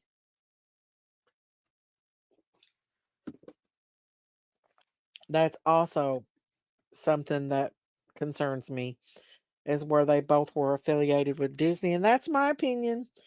I'm speculating. It's a rabbit hole, but it is something to think about. Her friends would be minors. They won't and probably can't come forward like an adult could, assuming. True, unless their family members came with them. A lady pulled up that Reddit post last night in another panel I was watching. There were taken by classmates of hers who attended the birthday party. So there was other kids at that birthday party? Because that's something we were asking. They found her body. Yep, they did. This monster. And possibly the mother knew what was going on. Yeah, he probably did have her a little brainwashed. But she was terrified of him, I guarantee it. They said the stepdad lied about working there unless they found some evidence since last talked about it. I don't know. Hey, Steelers International. Hello, hello. The problem is we don't know if he for sure worked at Disney, but he did sure say that he worked at Disney. Oh, thank you, Diamonds. Thank you. Thank you for gifting the membership. Thank you for supporting my channel. Because this will probably be flagged if I'm not sure. Sometimes they will flag these. So thank you for supporting my channel. Let's see who got the gift. Francis, thank you. God bless you, Diamonds, for supporting my channel. Thank you, thank you, thank you. Thank you for gifting that membership. God bless you. But yeah, so we don't know. We don't know. It's just a rabbit hole. Y'all know how I am. Hey, honest Rianne, how are you? I wouldn't put it past Disney to say he didn't. Most of us know about Disney, not know why they would say that he didn't. Exactly. It's a rabbit hole. I'm not saying that it is true or not, but they did work at Disney. Both of them did. So allegedly. So yeah, we don't know. Anyone I've ever talked to that grew up past going through stuff like this, they always say it makes them feel like throwing up. Exactly. Oh, yeah. Most definitely. Hey, what's up, Yanni? Hey, I'm just going to turn the TV down and hopefully Odie will behave because he's in one of them moods today. Odie. Oh, hold on, I'm trying to turn down the damn TV. Hold on. Okay. Well, this is just so sad that, but I'm glad the behavior panel had actually got wind of this and is actually addressing it because, um, you know, it's definitely something that needs to be addressed. No doubt about it. Um, and I wonder if he made his money by selling. We don't know, Deborah, but you can bet it could have actually happened. We're waiting for Yanni. I'm gonna play a little bit more of the behavior panel and see what he has to say here. Now, in her interview with WFTV Orlando, the mom, Jen Soto, was asked about the last time she spoke to Madeline. Pay close attention to how she refers to Stephen Stearns in this interview. We spoke about her birthday party. She had a birthday party on Sunday. She had a great time. I couldn't make it because I was working, but she had an amazing time. She was so happy with all her gifts. I told her good night, and yeah, that was it. I was the one who took her to school in the morning. That was my partner. I'm sorry, y'all, but I'm up all night with my children. I'm checking on my kids. I'm making sure they get up in the morning. I'm making sure that I don't know. I check on my kids all throughout the night. I don't just let them go off to school without saying I love you or checking on them. And let me tell you something. I was a mom who worked full time as an LPN while I was going to school to be an RN, an hour and 45 minutes away. And I always made time to check on my Yeah. children. Yeah. I don't believe that crap. Refers to him as her partner, but he's the stepfather of the child. Also referred to him as his boyfriend. So they're not married. They're not married. I want to bring a special guest in Los Angeles, board certified forensic psychiatrist, a trial expert witness, body language expert, columnist. Dr. Carol Lieberman is with us. Dr. Carol Lieberman, few questions here. Let's start first with We'll do a little bit more of this and then we'll. what do you think of this relationship? The mom referring to him as the stepfather, not married, together, I guess, a couple years, maybe a few years, not a long, long time. Should we read anything into that? Well, I don't know necessarily about, because she seems to call him a couple of different things. But what this is an example of, and I think it's useful to acknowledge this, that this kind of thing, I mean, okay, we don't know all the facts, but it seems like this is the kind of thing that is happening really more often than people realize, where a single mother who's alone, who's lonely, who has low self-esteem, gets targeted by a sexual perpetrator. And they look for situations like this. And sometimes the mother knows what's going on, that they're having sex, and sometimes they don't. But when they do know, they decide, well, some mothers actually, call the police and right away and take care of the problem. But some mothers just are in denial or turn a blind eye because they don't want to lose the relationship. So basically they're selling their daughter out. Sometimes it happens with sons too, for that matter. They're selling them out so that they can stay in this relationship, whether it's for financial reasons or emotional reasons. But so we don't know yet what this story is with this mother. Wow. So what do you have to say about that, Yanni, being a victim of a mother that actually sold you out? She definitely knows. I've been watching it since yesterday, everything I could find, and I've been watching the mother especially. The mother knew. The mother got rid of her for some reason. Now, there's a million things going through my head in this. Was Maddie saying she was going to tell? Was she saying, like letting them know that she'd had enough and she was about to expose it, and that's why he did it? I think the mother was in on the whole thing, and I've seen the worst of the worst type of mothers, okay? And I feel that she's one of those mothers, and I can feel it. I feel it. It's gross. And that little girl looks like she had lost a lot of sleep. She looks very stressed. She's very dark around the eyes. There's a lot of things that I've noticed. She doesn't look, she's smiling, but she doesn't look happy. But not so happy that like a girl her age that just turned 13. I don't what know. you do is when you're in those situations, you can smile on the outside while you're screaming on the inside.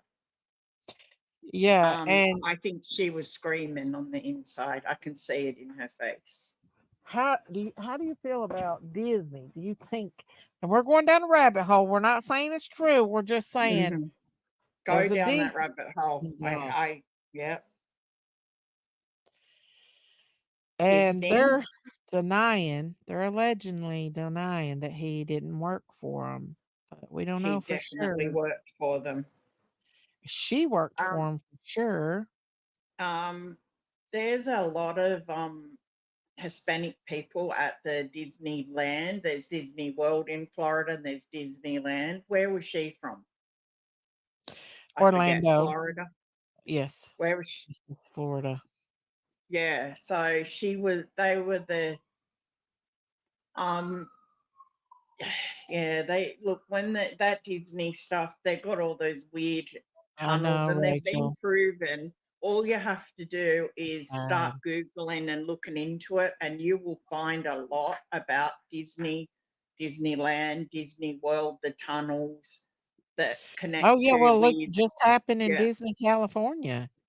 The parents said Exactly. that their little Well, that girl. was the first one, and they built that on top of tunnels that they pre-made before they built the park. Yeah. Yeah. They have bad intentions, and it goes deep. It goes so deep that people don't want to believe it, and that's why they don't like people like me talking about it, and they try to Mhm. shut me down and say that it's a conspiracy. No, it's not a conspiracy. I went I know out what when it I is. first got away, I was 14, okay? I Mhm. really didn't understand the concept of everything that happened to me. I didn't understand it fully, but Yeah. now at 50, I know everything that happened to me, and I know every step, and I know why it happens, and I know that I'm not alone. I know there's many of me in the world. So being So, a person yeah, that of a mother yeah, that sold you out into human trafficking, mhm. do you feel like this mother how do you feel about this mother? Do you think that she could have been involved in this? Do you think she's being deceptive? I Did think she's being deceptive, and I do think she knew about everything. She turned a blind eye and pretended not to see. I think that Maddie probably said something to the mother, like, I'm not going to take this anymore, or something along those lines. And that's where the egg cracked. Okay. That's what I believe. I believe she threatened them that she'd had enough. And I know that I think the mother knew, and she knew the mother knew. And I think she confronted the mother, and that's why she's not here today. you That's what think the I think. mother might have done Yep, it instead of the dad? yep. I think the mother was completely involved the whole That's why way. she was shaken? Yep, because she allowed what happened to Maddie. And I know it'll come out in the end. Hopefully, it comes out, because they do like to glaze over that stuff. But I believe the reason why they got rid of her, and it's a terrible thing, is because she was going to tell, and she threatened to Yeah. tell. Yeah. Like, I how do many believe brothers and sisters that was adopted by your mother is unaccounted for right now? there's a lot. There was 7 in Australia. There was 7 in Australia and 15. I just found a few birth certificates recently. Mhm. I think, did I tell you that? I think you From said something American about it. children. Yeah. I actually I was looking for my court records because I wanted to get the tapes out of the house. So I came across birth certificates in my court records, and I contacted Alaska because one of them was an Alaskan birth certificate. Wow. Um, so I found 2. One was It's silly. another Native American child, because it says it on the birth certificate. Mhm. So 2, he was Alaskan and Native, I'm guessing. I looked up that name and traced it, and they were all natives that I found. So I'd say Mm. they were both native. The birth certificates that I have, they're the original copy of the birth certificate. Like, they're covered in, they're like not lemonade. It's like a Maybe, plastics. Amanda. They've tried to keep their birth certificates good, but they're very old, and they're original Oh, yeah. birth certificates. I'll show it to you, Daisy. I've got them. So do you think So, that your adopted mom would have acted like her if she would have been questioned about that?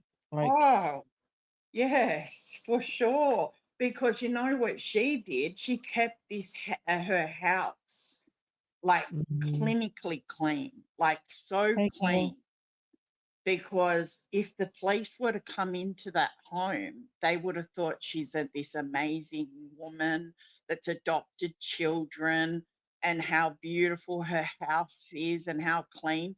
What was really going on is I was the slave, and so were several others, to clean, mow lawns at 8 years old, like huge, like 3 4 hour jobs for little 7 and 8 year old kids, Was she scrubbing the making the others floors. do it? Or Yeah, yeah, but not as much as me. she had this thing with me. I will never understand it. It was a fixation on Oh, me. Emily. I don't know why. I Mm. wish I could ask her that, but she's gone. Yeah. She had a fixation on me and not so much with well, I shouldn't say that. Well, Probably she because hurt she she hurt your hurt my sister. sister as well, but in a different way. Way.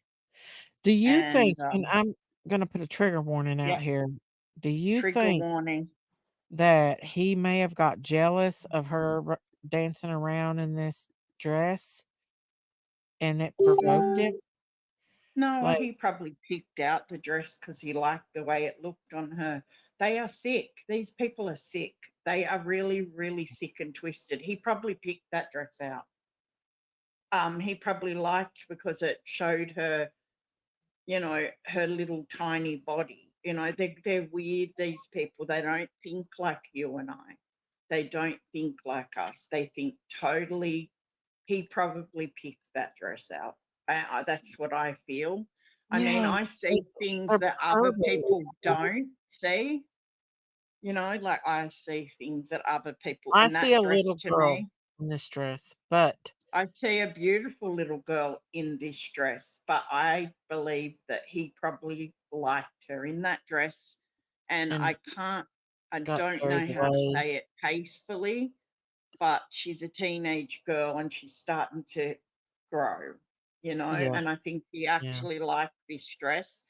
And the mhm, mother had a jealousy weird thing like my mum had with me. yeah, I do. I think the mother was jealous that he paid more attention to the daughter than her. yeah. That's sad. And Yeah, Innocence wants to know who filmed her. We don't know. We don't probably know, him. but it was really Probably him. bad. And Mm. the child in the affidavit was severely abused. If you read it, I'm not going to read it out here. I've already, yeah, it's bad. And so he And was. he filmed it. Mhm, That's a real key thing that people need to know mhm, about traffickers, child abusers. They mhm. do film it. They have to have that. They want to relive That it over and gratification. over and over again. That's why they film I it. thank They love you. it. Yeah. I mean, they found tapes of me, okay? Lots of them. And then Mhm. years later, when they busted a man, trafficking ring of a man that was doing things to young boys, teenage boys, Hey, they cool found gamer. more. They Hey, found more of MVP. the tapes. And that was like 15, nearly 20 years later, they found tapes and dragged me back in again. Like, he kept all them, so he was going Yep, back over them. His absolutely. He perversion was, was strong. Hey, I Mindy. mean, that was that was something that he got pleasure from. I'll put it like that. Yeah, like, And who it's keeps yeah, pictures like that of their they do. They all do it. victim? That when I saw that, I was like, huh, of course he filmed it. Of course, because that's Mhm. what they do. And Most of them. Now that makes me think that he may I have can been see. involved in more than just the house because of him filming it. That's something that predators do. Right, And it's Amanda usually said. not just a one-time thing, Right. right? Amanda said, This "I wouldn't she doubt it if wasn't the he first. sold her images and videos on Yep, porn sites yep, and deep they webs." do that. They do that. Well, and Amanda another knows what thing they is do. too is, what was I gonna say? He was implicated in other things. There was a Mhm, 14-year-old that he was seeing at one time, according to one of his mhm. friends. It's just sad. I hope we know more from Ellie and why and how. She's Right? definitely not the first victim of this man. Um, I wouldn't be surprised if they already have things with him doing things to other children already. Could have been. That could have because been. these people keep trophies. That's what they keep it like a trophy so that they can relive it over and over and over again. They love it. The actual video is so much more important than the act, which is really bizarre. But I can That tell you that is. the video footage is something that they Enjoy. treasure. Like it's like, yeah, they treasure those tapes and videos and the recordings that they have. They're sick. And that's just horrible, ain't it? Yeah. Poor I do baby. believe that he's a multiple offender. Mm-hmm. I don't believe she was the first, but I do Oh, believe that she no. spoke up and told the mother that if he doesn't stop, I'm going to do something about it, because you do get to a point where you become tired and you don't want to do it anymore. So it's fight or flight mode then. Mine Yeah. was, I'm getting out of here. Somehow I'm getting out of here. Hers was Yeah. probably fight. She chose to fight, and that's why she's not here. Like, That's that what I is one of the believe. most sickest things that a human being can do is hurt a child. I mean, that's like Absolutely. the worst ever. And to Like, there's film it no so they other can word. relive it over and over and over again just makes them even worse than just the events itself. Right, Amanda? Yeah, it's just like there's just the evil is just beyond Yeah. dark But to think he, that. I know a lot of Latino people, I'm around them a lot. No, nothing He like that. looks like a typical Latino man that's You sure think of he's himself. Latino? Are you sure?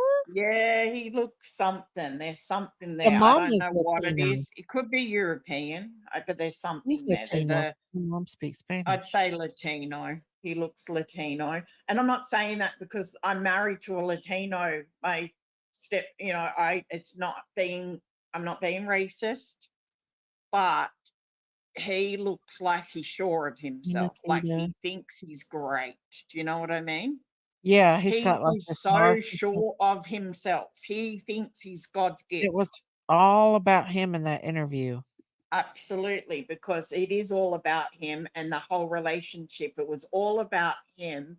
And he Mhm. told the mother, if you don't let me do this, I'm leaving. And she sacrificed to keep the man there. That's what I believe. This is what goes on. It's And I crazy. just, the things that I see are probably different than what other people see. Yeah. Because I've been there. I know. Um, Mhm. It's really sad, but she's not his first victim. She's not. And the And mom, hopefully the how can you police be have so that naive? footage. He was a huge guy, yes, Lee. He was 6'2" and Yeah. 220 pounds. He was a Hmm. monster. I So mean, he's the really. size of my husband, which is huge. Yeah, he's a big guy, no And I'm doubt. 5'5", and when I stand beside my husband, like I am not even at his shoulders. So that's a big Mm. man. This I poor wanna show you baby. this thing. This is another perfect example of a pervert, and this is from Law Hmm. and Crime. And it's a man who actually spiked he planned his daughter's sleepover, and he spiked the girls' drinks. Oh, I remember that one.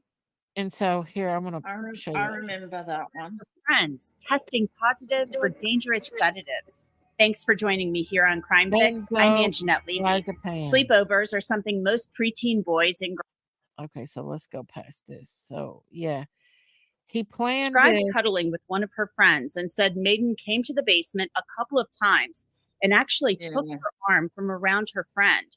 One time, he put his finger under her nose to see if she was sound asleep. The girl texted her He made mom, them "Please pick smoothies. me up and say I had a family emergency. I don't feel safe.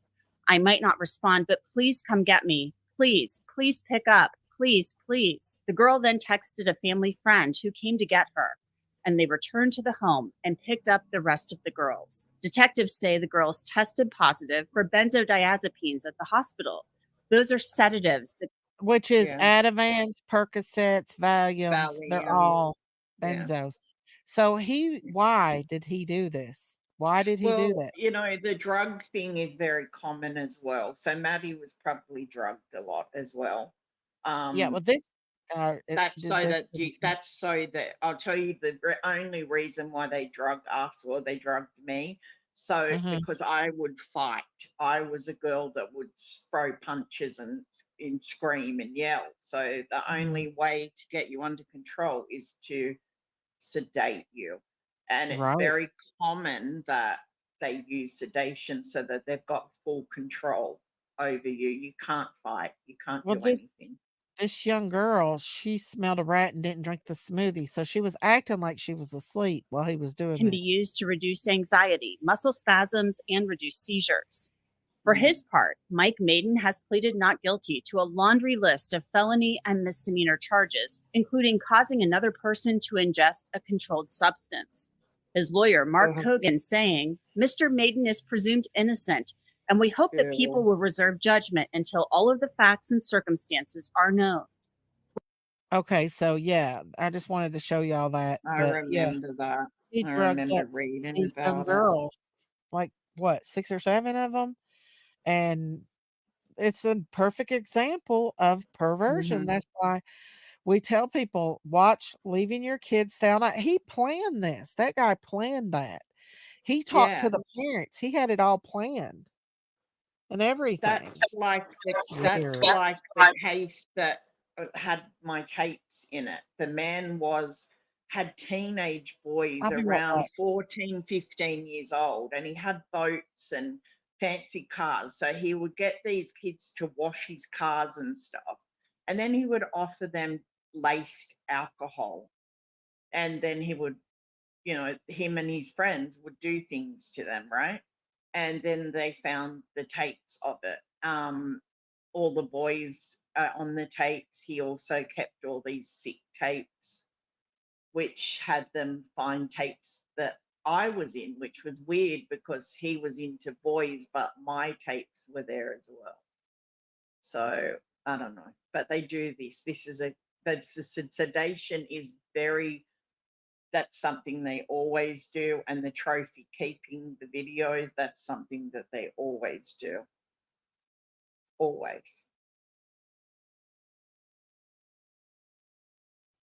Sad.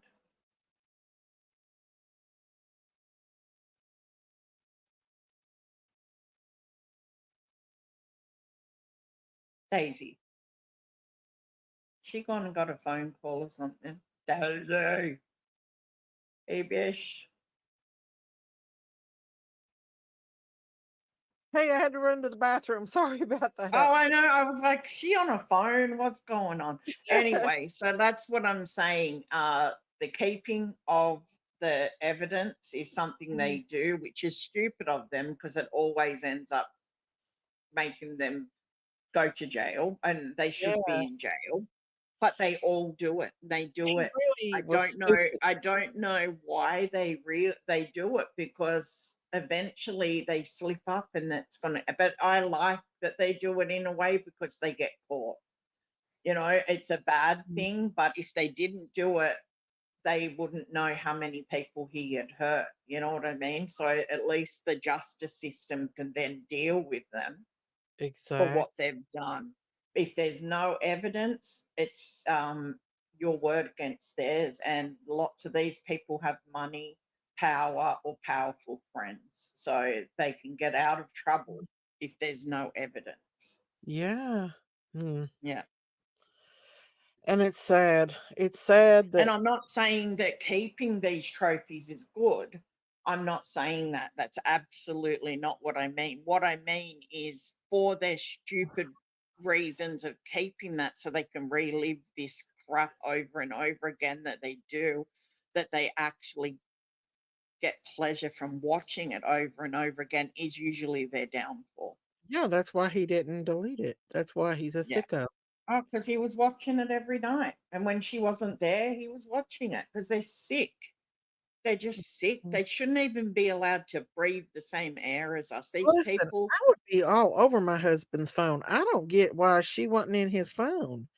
I mean, he must have I had it take my locked and husband's special. phone all the time. Like if I think Yeah. something, snatch it out of his hand. I don't There's care. no way that she don't know. There's too many people that's analyzed her, and Yeah. they say she's being deceitful, and I really believe she She, is too. I think the little girl said to the mum, "You're gonna have to leave him, or something happened." The little girl said, "You either leave him, or I'm gonna tell," or something along that line. That's what I think happened. That's what I believe happened.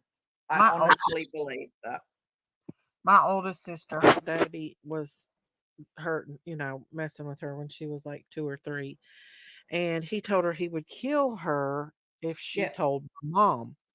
Well, she didn't tell my mom, she told my grandma, Mm. and my grandma told my mom, and my mom ended up crawling out the window that night with my sister and leaving him, and she must have came back home, my mom did, and left my sister at my grandma's because she said that there were people coming and pounding on the door wanting to know where my sister was, and like he didn't know where my sister was, and that they beat the crap out of him. So she thinks that he sold my sister to his friends that night.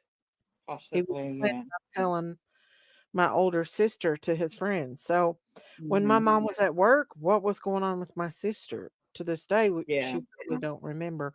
But my mom said that she would come home from work and there would be blood on the blankets, the baby blankets and stuff. Oh my God. Now that should have been a red flag for my mom.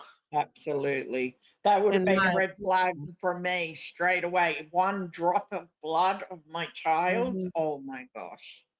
I would Right. have So I would have took the house down. I would have but gone my mom was crazy. young and naive at that time, but when my sister told her what happened, she immediately took her and left with her, and she ended Yeah. up divorcing the man, but Mhm. still, I don't know how she Well, didn't it's not see your it. mum's fault. I mean, you can never blame the person that doesn't know.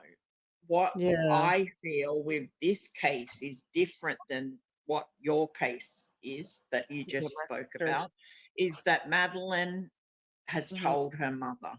I think she gave the Yeah, mother an ultimatum, and the mother and him decided, well, she's going to tell. We have to get rid of her. That's what yeah. I feel happened after Or she watching got it, carried away with listening. her.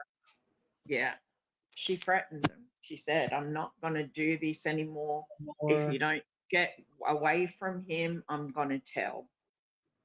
could you imagine being a police Mhm. officer and coming up on a phone with stuff like that on there? I couldn't imagine that. I don't want to see that kind of stuff. And then No. finding a little young girl and deceased. And why Mm. did that cop have that on his personal cell phone? That's what I want to know. Why Yeah, did that well, cop have it on his person? I told you that the New South That's Wales weird. police were heavily involved in my case. I've seen the police at the party.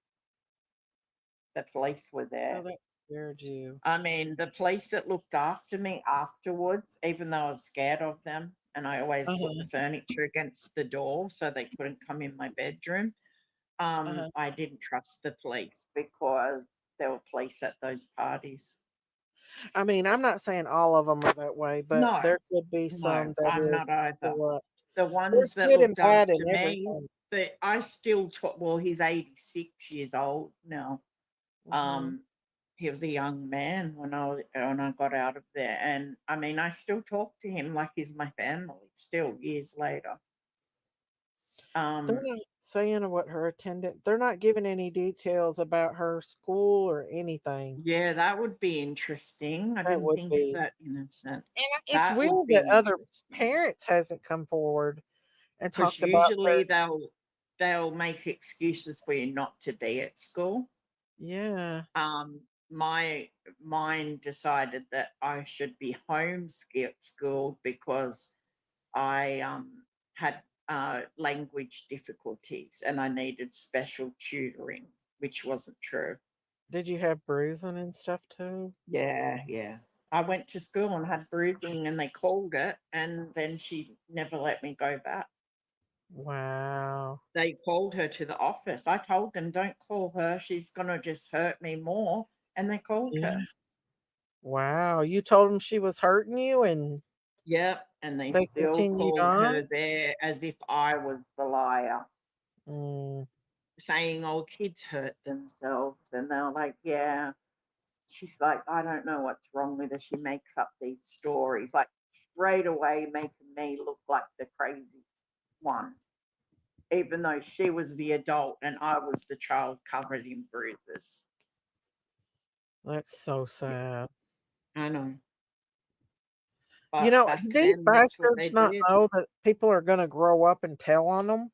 And you think that's why he unalived her? Because he Yep. was afraid she Yep. was gonna Yep. I think she tell? threatened. I think she threatened to tell. But I think she anybody that actually confronted the mother and said, yeah, I believe him because I'm not letting him do this to me anymore, or something along that lines. And the mother told him, and together they got rid of her because they didn't want to be in trouble and they thought getting rid of her would be less trouble. that's so sad, ain't it? That's what I feel. I looked at it at every angle and I still kept coming back to that one. Yeah. Mm. So sad. These are It's very sad, sad. sad stories. Yeah. Are And you they gonna are be sick.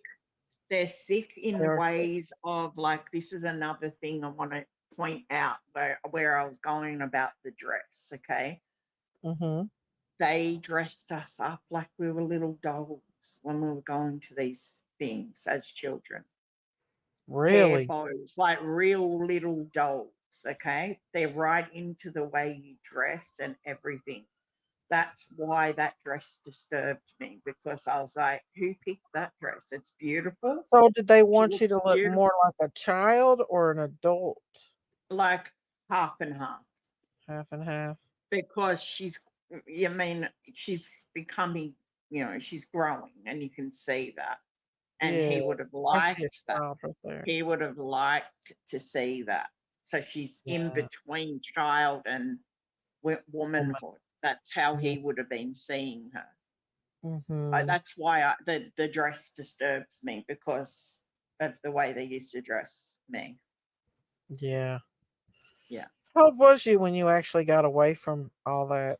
I was You know, 14 when I finally I did try to go a few times, but when I actually went into police custody, I was 14 years old. so you was just 1 year Um, older than her. 1 year older than her, yeah. But I was completely boyish figure. Like, I was not girly. Like, she's more like girly than what I was. I was a much more tomboyish build Oh, until now as I got older. But when I was little, I was very, I don't know, I didn't eat a lot. Probably that had a lot to do with it. I don't know, but I didn't show womanhood till really late in life. I didn't have my monthly things or any of that till much it's a later on. wonder it didn't trigger your monthlies. Yeah, well, I did. I bled out, but that wasn't my thing because my uterus is tilted backwards.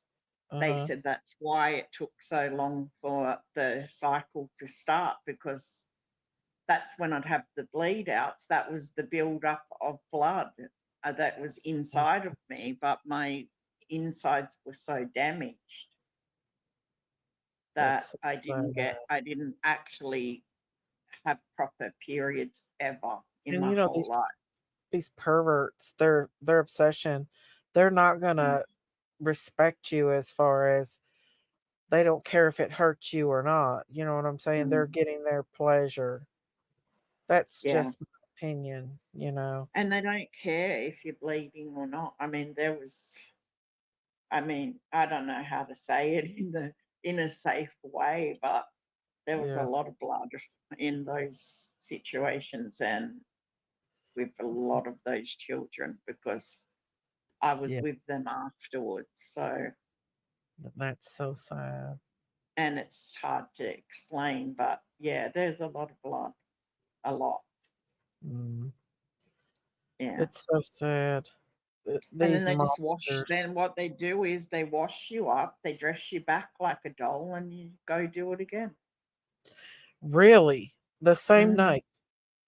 Not the same night. I only went, I can remember going about 3 times a week, maybe 4, but I was really drugged out a lot in the beginning, so I don't remember as much.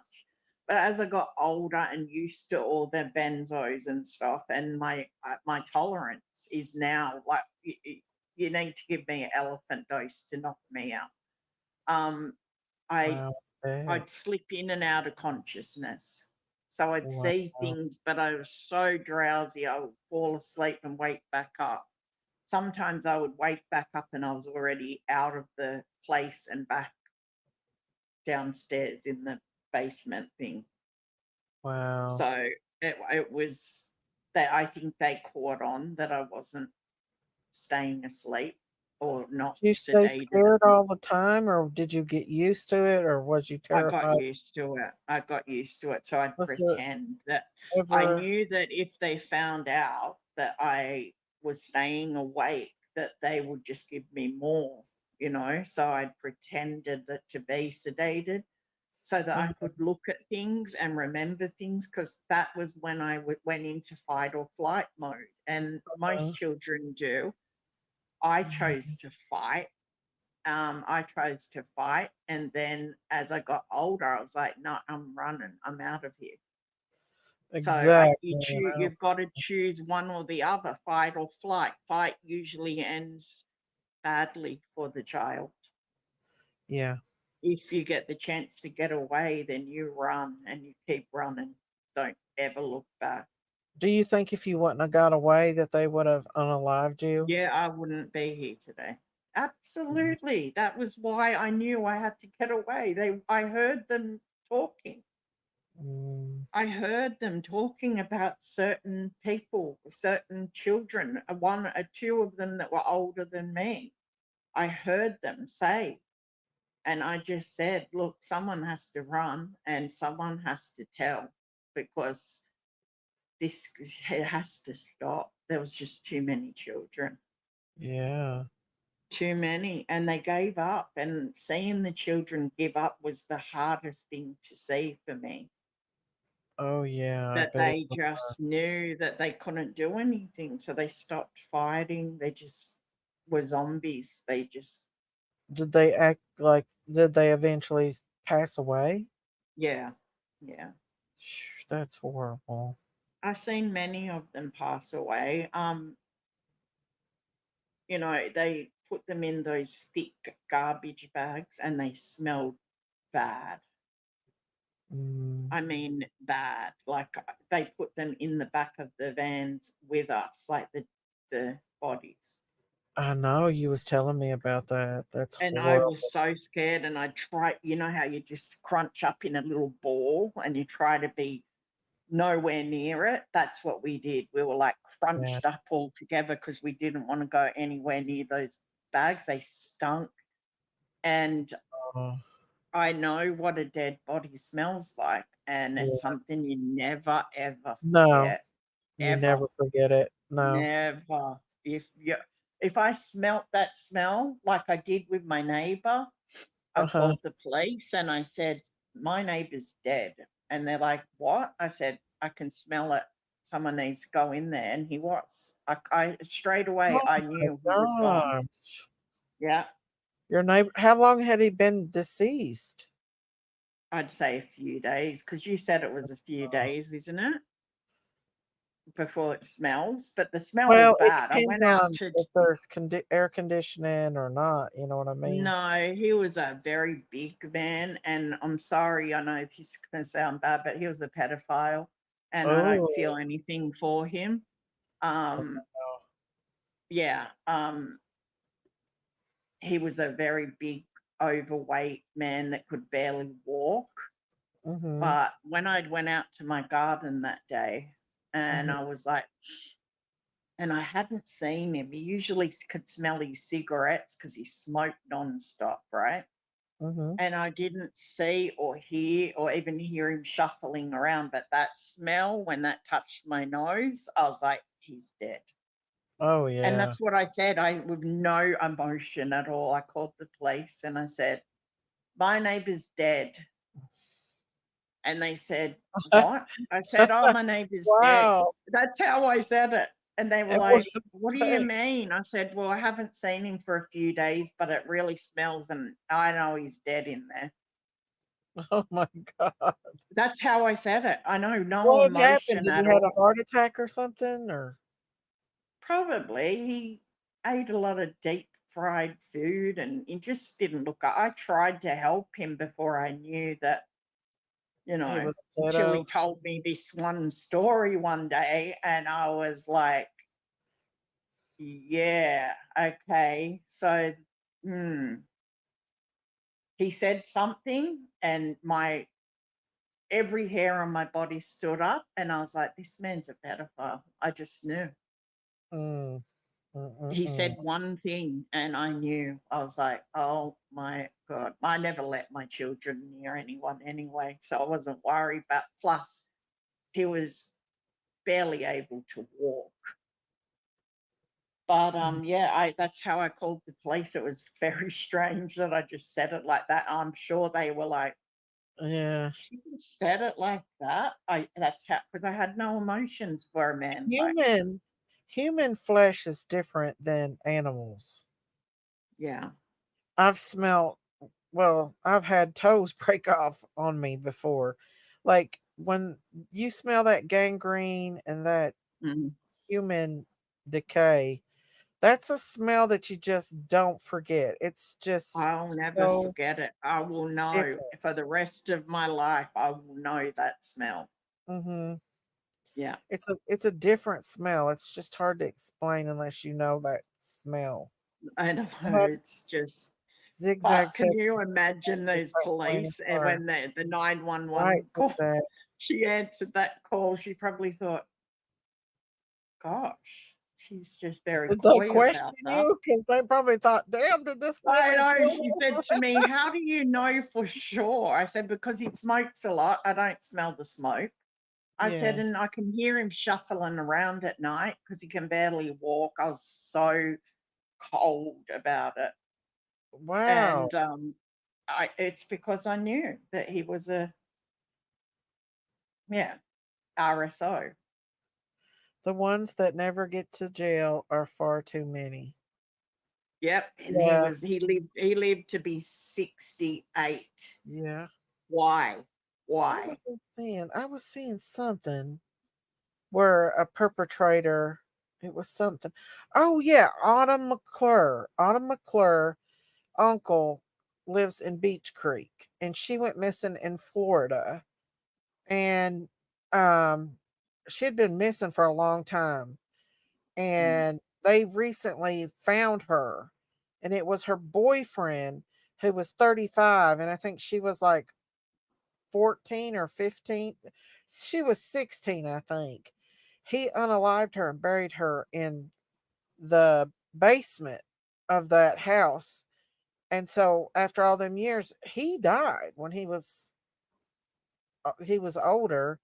Like recently he had died and the friend came forward and said that she witnessed him kill her and bury her under that house. Well, they had tore the house down, but they had moved a double wide trailer in that place. And so the police had to go in and move the double wide and dig up and they found her. But the father, mm. the uncle lives in Beach Creek, and the father, what was his name? Uh, I said it the other day, but they did find her, and I sent it to Christine because she did this deep dive on Autumn McClure because those men lives in Beach Creek, and she thought it was weird that they lived in Beach Creek and they had a missing niece and daughter, but actually, come to find out, they actually didn't have anything to do with it. It was her boyfriend that did it. She was wanting to go back and live with her grandma again and he Mm. didn't want her to, and he killed her and put her in the. There's usually an ulterior motive. So Mhm. the murder of this beautiful baby, there's got to be an ulterior motive. There is, Out and of I the think bushes and it's hit the thumbs up. they're in the bushes. That's They're so in the bushes. I know because I'll be clicking this and saying that I'm a conspiracy theorist and or whatever. I mean, funny. some of the stuff they were saying yesterday is so gross. I don't know how people can even think that way. I mean, I don't even talk about them. Now I just modded everybody. You're a mod on my channel too, Daisy. I Oh, modded okay. everybody. And I'm telling you, whenever you see anything on my page that's remotely bad, remove it Just and get block rid of them. it. You don't have to ask me, just remove it and block it. Most Okay. of these people here are mods on there, so they can just remove They just whatever need to they leave want. you alone. Is what they need to I do. just don't want to give You don't them bother any. nobody. I don't know why I people are being don't so. even want to talk about them. And that's what I was saying today. I don't Yeah. even speak about them. Just don't speak about me. I Yeah. won't speak about you and leave it alone. That's it. Yeah. Yeah. I mean, I don't want us to be here talking about them. We don't need to be. They're not Yeah. worth it. So No, there's that. that's what I say too. It ain't Yeah. worth. And I don't. You know how much we talk, and I tell you, I don't want to talk about it, but I do want people to just remove it, block them. I'm not engaging anymore. I'm not even going to fight them. I'm just going to ignore that. And I think we all need to do that. We all just need to just not talk about them and just move Wow. on and do our thing. Hard to touch. That's I true. know I'm definitely that they've got a Frankie said. fixation on me. They've even got pictures of my legs and they get off on it, I guess. So Frankie there's said that. Yaney is my favorite pastime. Is Or their favorite. Yaney is their favorite Yeah, I pastime. am.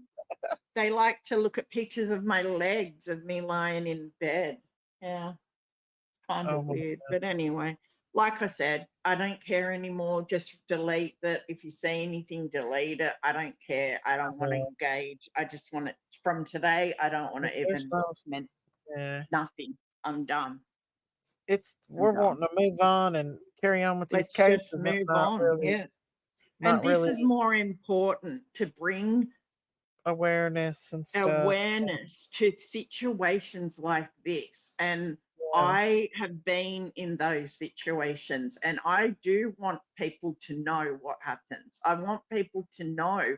So when they walk in the mall with their child, they may hold them a little tighter. They Closer. Yeah. may do things a little different if they hear me Do a tell background them. check before you bring a man, but to your Exactly. If I can observe just the bring birth. that awareness to a few people, then I've done what I need to do, and that is spread awareness that this is going on. And it could be your neighbor, it could be the lovely man with the rose garden up the street that Mm-hmm. gives lollies to your children. Don't trust anybody What's a ever, lolly? and don't let them give your children any kind of drinks, food, anything.